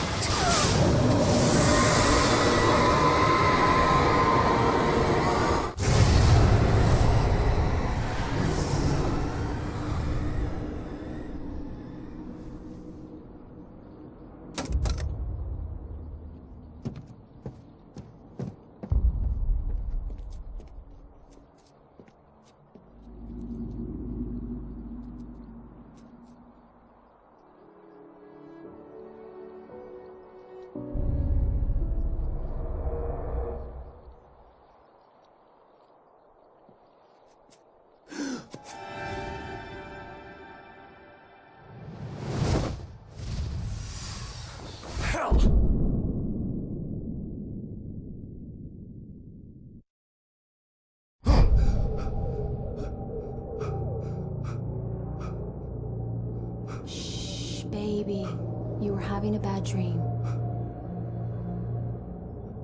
It was just another nightmare. No.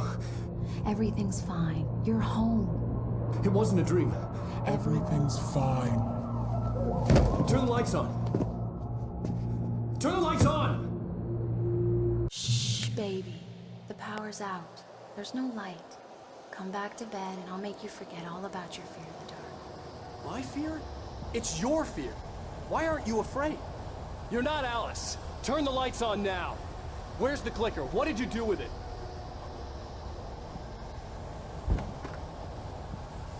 Alan, you're scaring me now.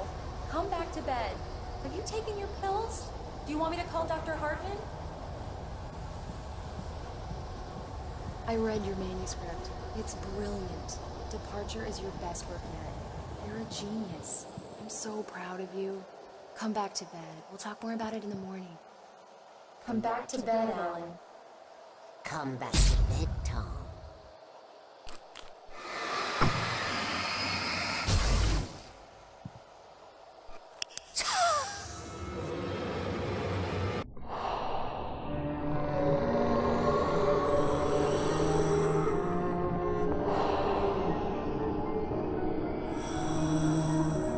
You must find your way to the cabin. It stands in your way. It won't let you pass. It has no heart. is filled with darkness. You must fill its heart with light.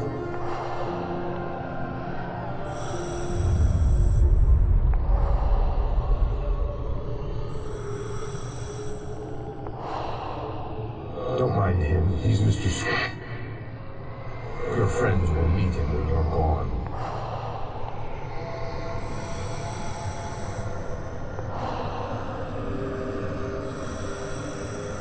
Use the clicker.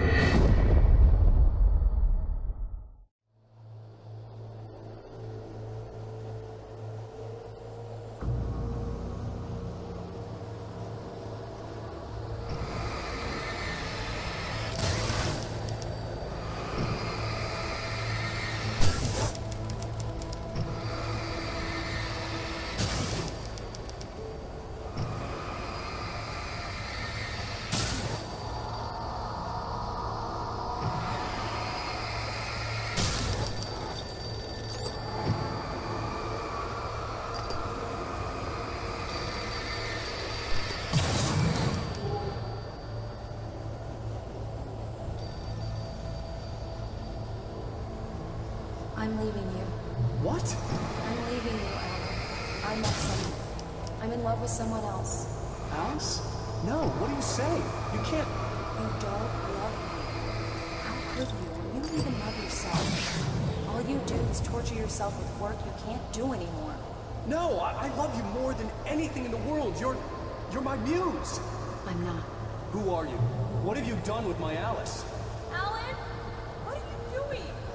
Put the light back on! What are you doing, Alan? Stop! Put the light back on! It wasn't true. Nothing like that had ever happened. You're not my Barbara. Tom, let me go. I promised to let go. Please, one tiny naughty boy. I will help you watch your masterpiece. I will love you forever. No, you're not Barbara Jagger. I made a terrible mistake. I should have never written you back. You came back wrong. Your heart is filled with darkness.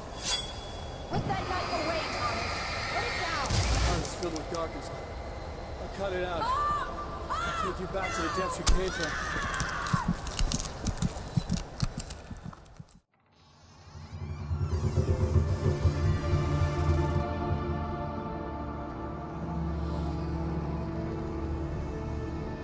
Now you will never get her back.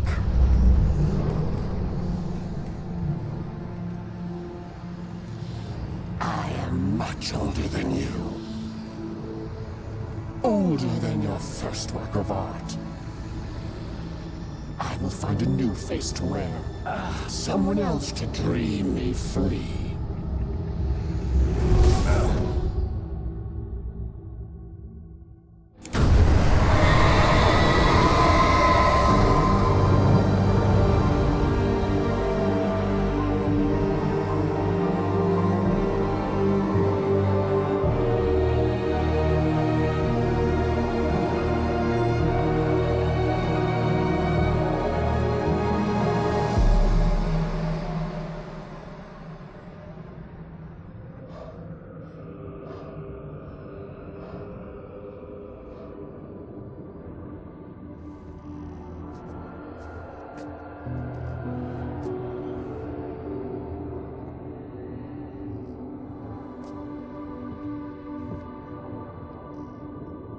I could feel Alice's presence close by. I understood what I had to do now. I knew how to write the ending to Departure. There's light and there's darkness. Cause and effect. There's guilt and there's atonement.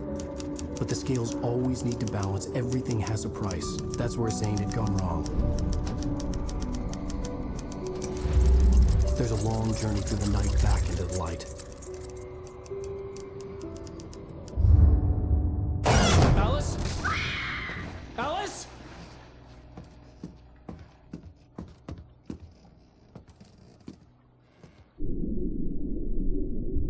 Oh no!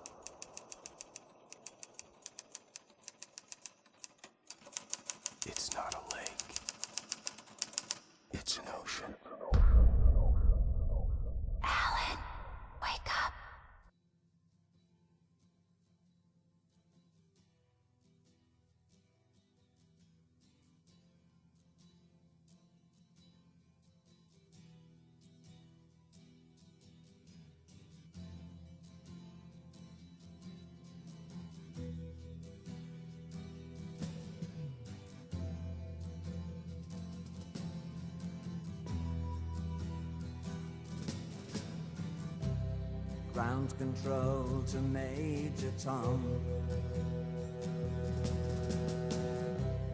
Ground control to Major Tom. Take your protein pills and put your helmet on. 10.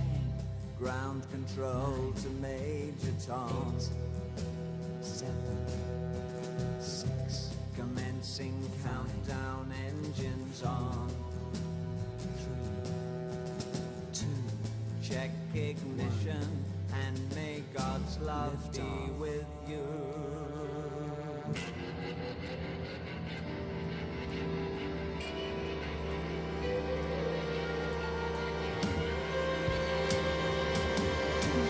This is ground control to Major Tom. You've really made the grade, and the papers want to know whose shirt you wear. Now it's time to leave the capsule if you dare.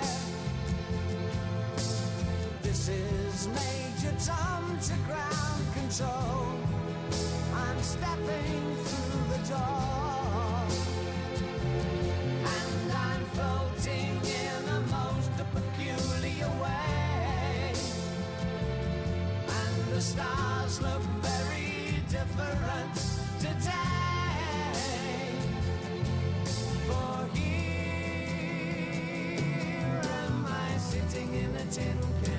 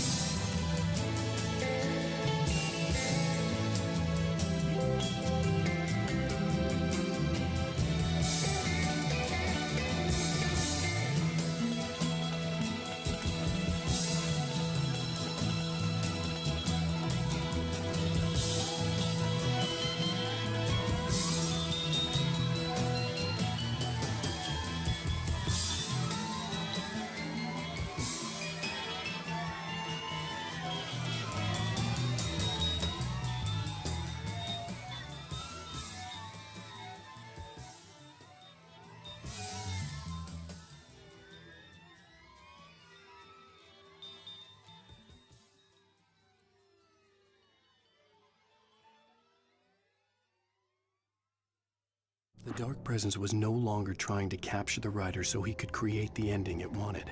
The writer knew too much. He was too strong. And he carried a weapon left behind by Thomas Zane, something that could hurt it. Now, The darkness was doing everything in its power to simply stop the rider from ever reaching Cauldron Lake and the dark place it came from. The bottom of Cauldron Lake was a graveyard of things the lake had claimed in one way or another over the decades.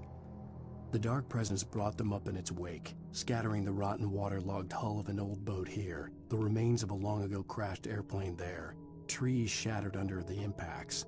The earth groaned. It didn't even notice. Zane cut its heart out, but it didn't die. The thing that wore Barbara's face kept crooning sweet nothings sugar-laced with poison. He put on the suit, untied the monster from the chair. The thing in his arms thrashed weakly, but he held fast. He stepped outside, off the pier, and into the dark water, a sinking pinprick of light descending toward a bottom that never came.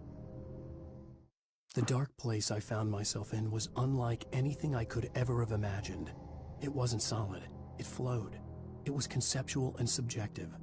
For someone else, an artist in another field, it would have been very different. I could sense the story of the manuscript all around me, the words and ideas floating in the air, poised to become real. After Zane had gone, I stood alone in the shifting dream that was the dark place. I had to find a way to the cabin. I'd written myself a way through this place in the manuscript.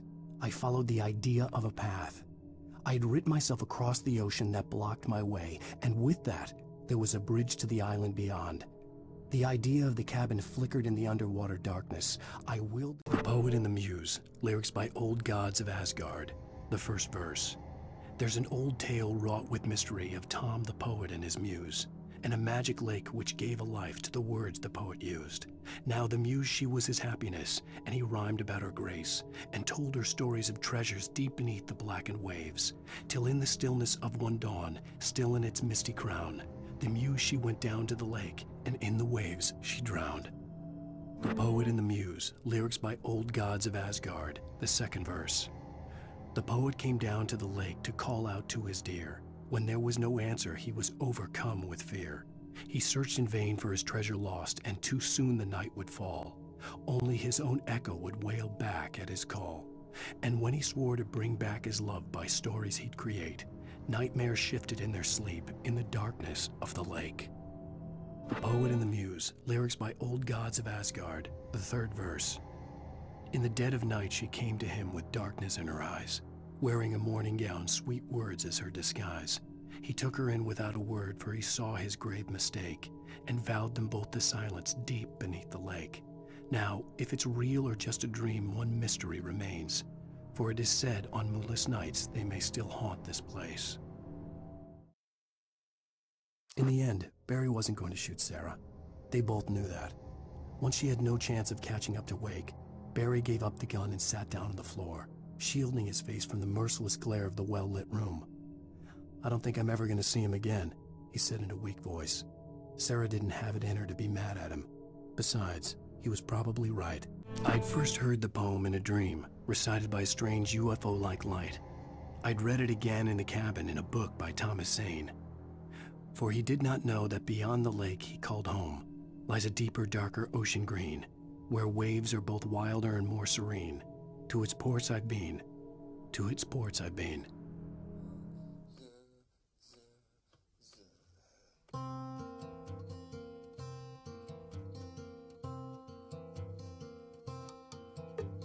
Brother bought a coconut, he bought it for the time. His sister had another one, she paid it for the lime. She put the lime in the coconut, she drank and poured up. She put the lime in the coconut, she drank and poured up. She put the lime in the coconut, she drank and poured up. She put the lime in the coconut, she called the doctor, woke him up and said, "Doctor, ain't there nothing I can take?" I said, "Doctor, to relieve his bellyache." I said, "Doctor, ain't there nothing I can take?" I said, "Doctor, to relieve his bellyache." Now let me get this straight. Put the lime in the coconut, you drank and poured up. Put the lime in the coconut, you drank and poured up. Put the lime in the coconut, you drank and poured up. Put the lime in the coconut, you called the doctor, woke him up, said, "Doctor, ain't there nothing I can take?" I said, "Doctor, to relieve his bellyache." I said, "Doctor, ain't there nothing I can take?" I said, "Doctor,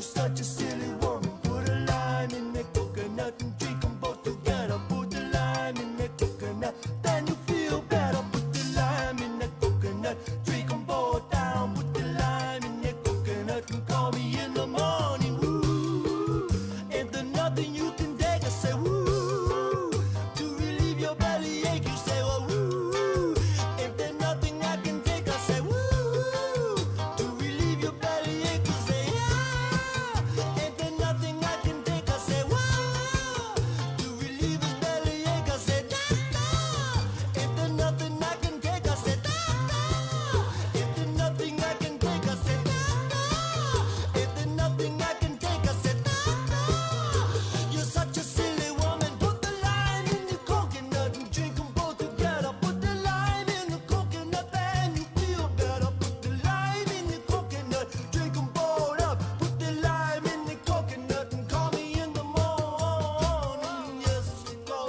me in the morning. If you call me in the morning, I'll tell you what to do. If you call me in the morning, I'll tell you what to do. If you call me in the morning, I'll tell you what to do. If you call me in the morning, I'll tell you what to do. And if you call me in the morning, I'll tell you.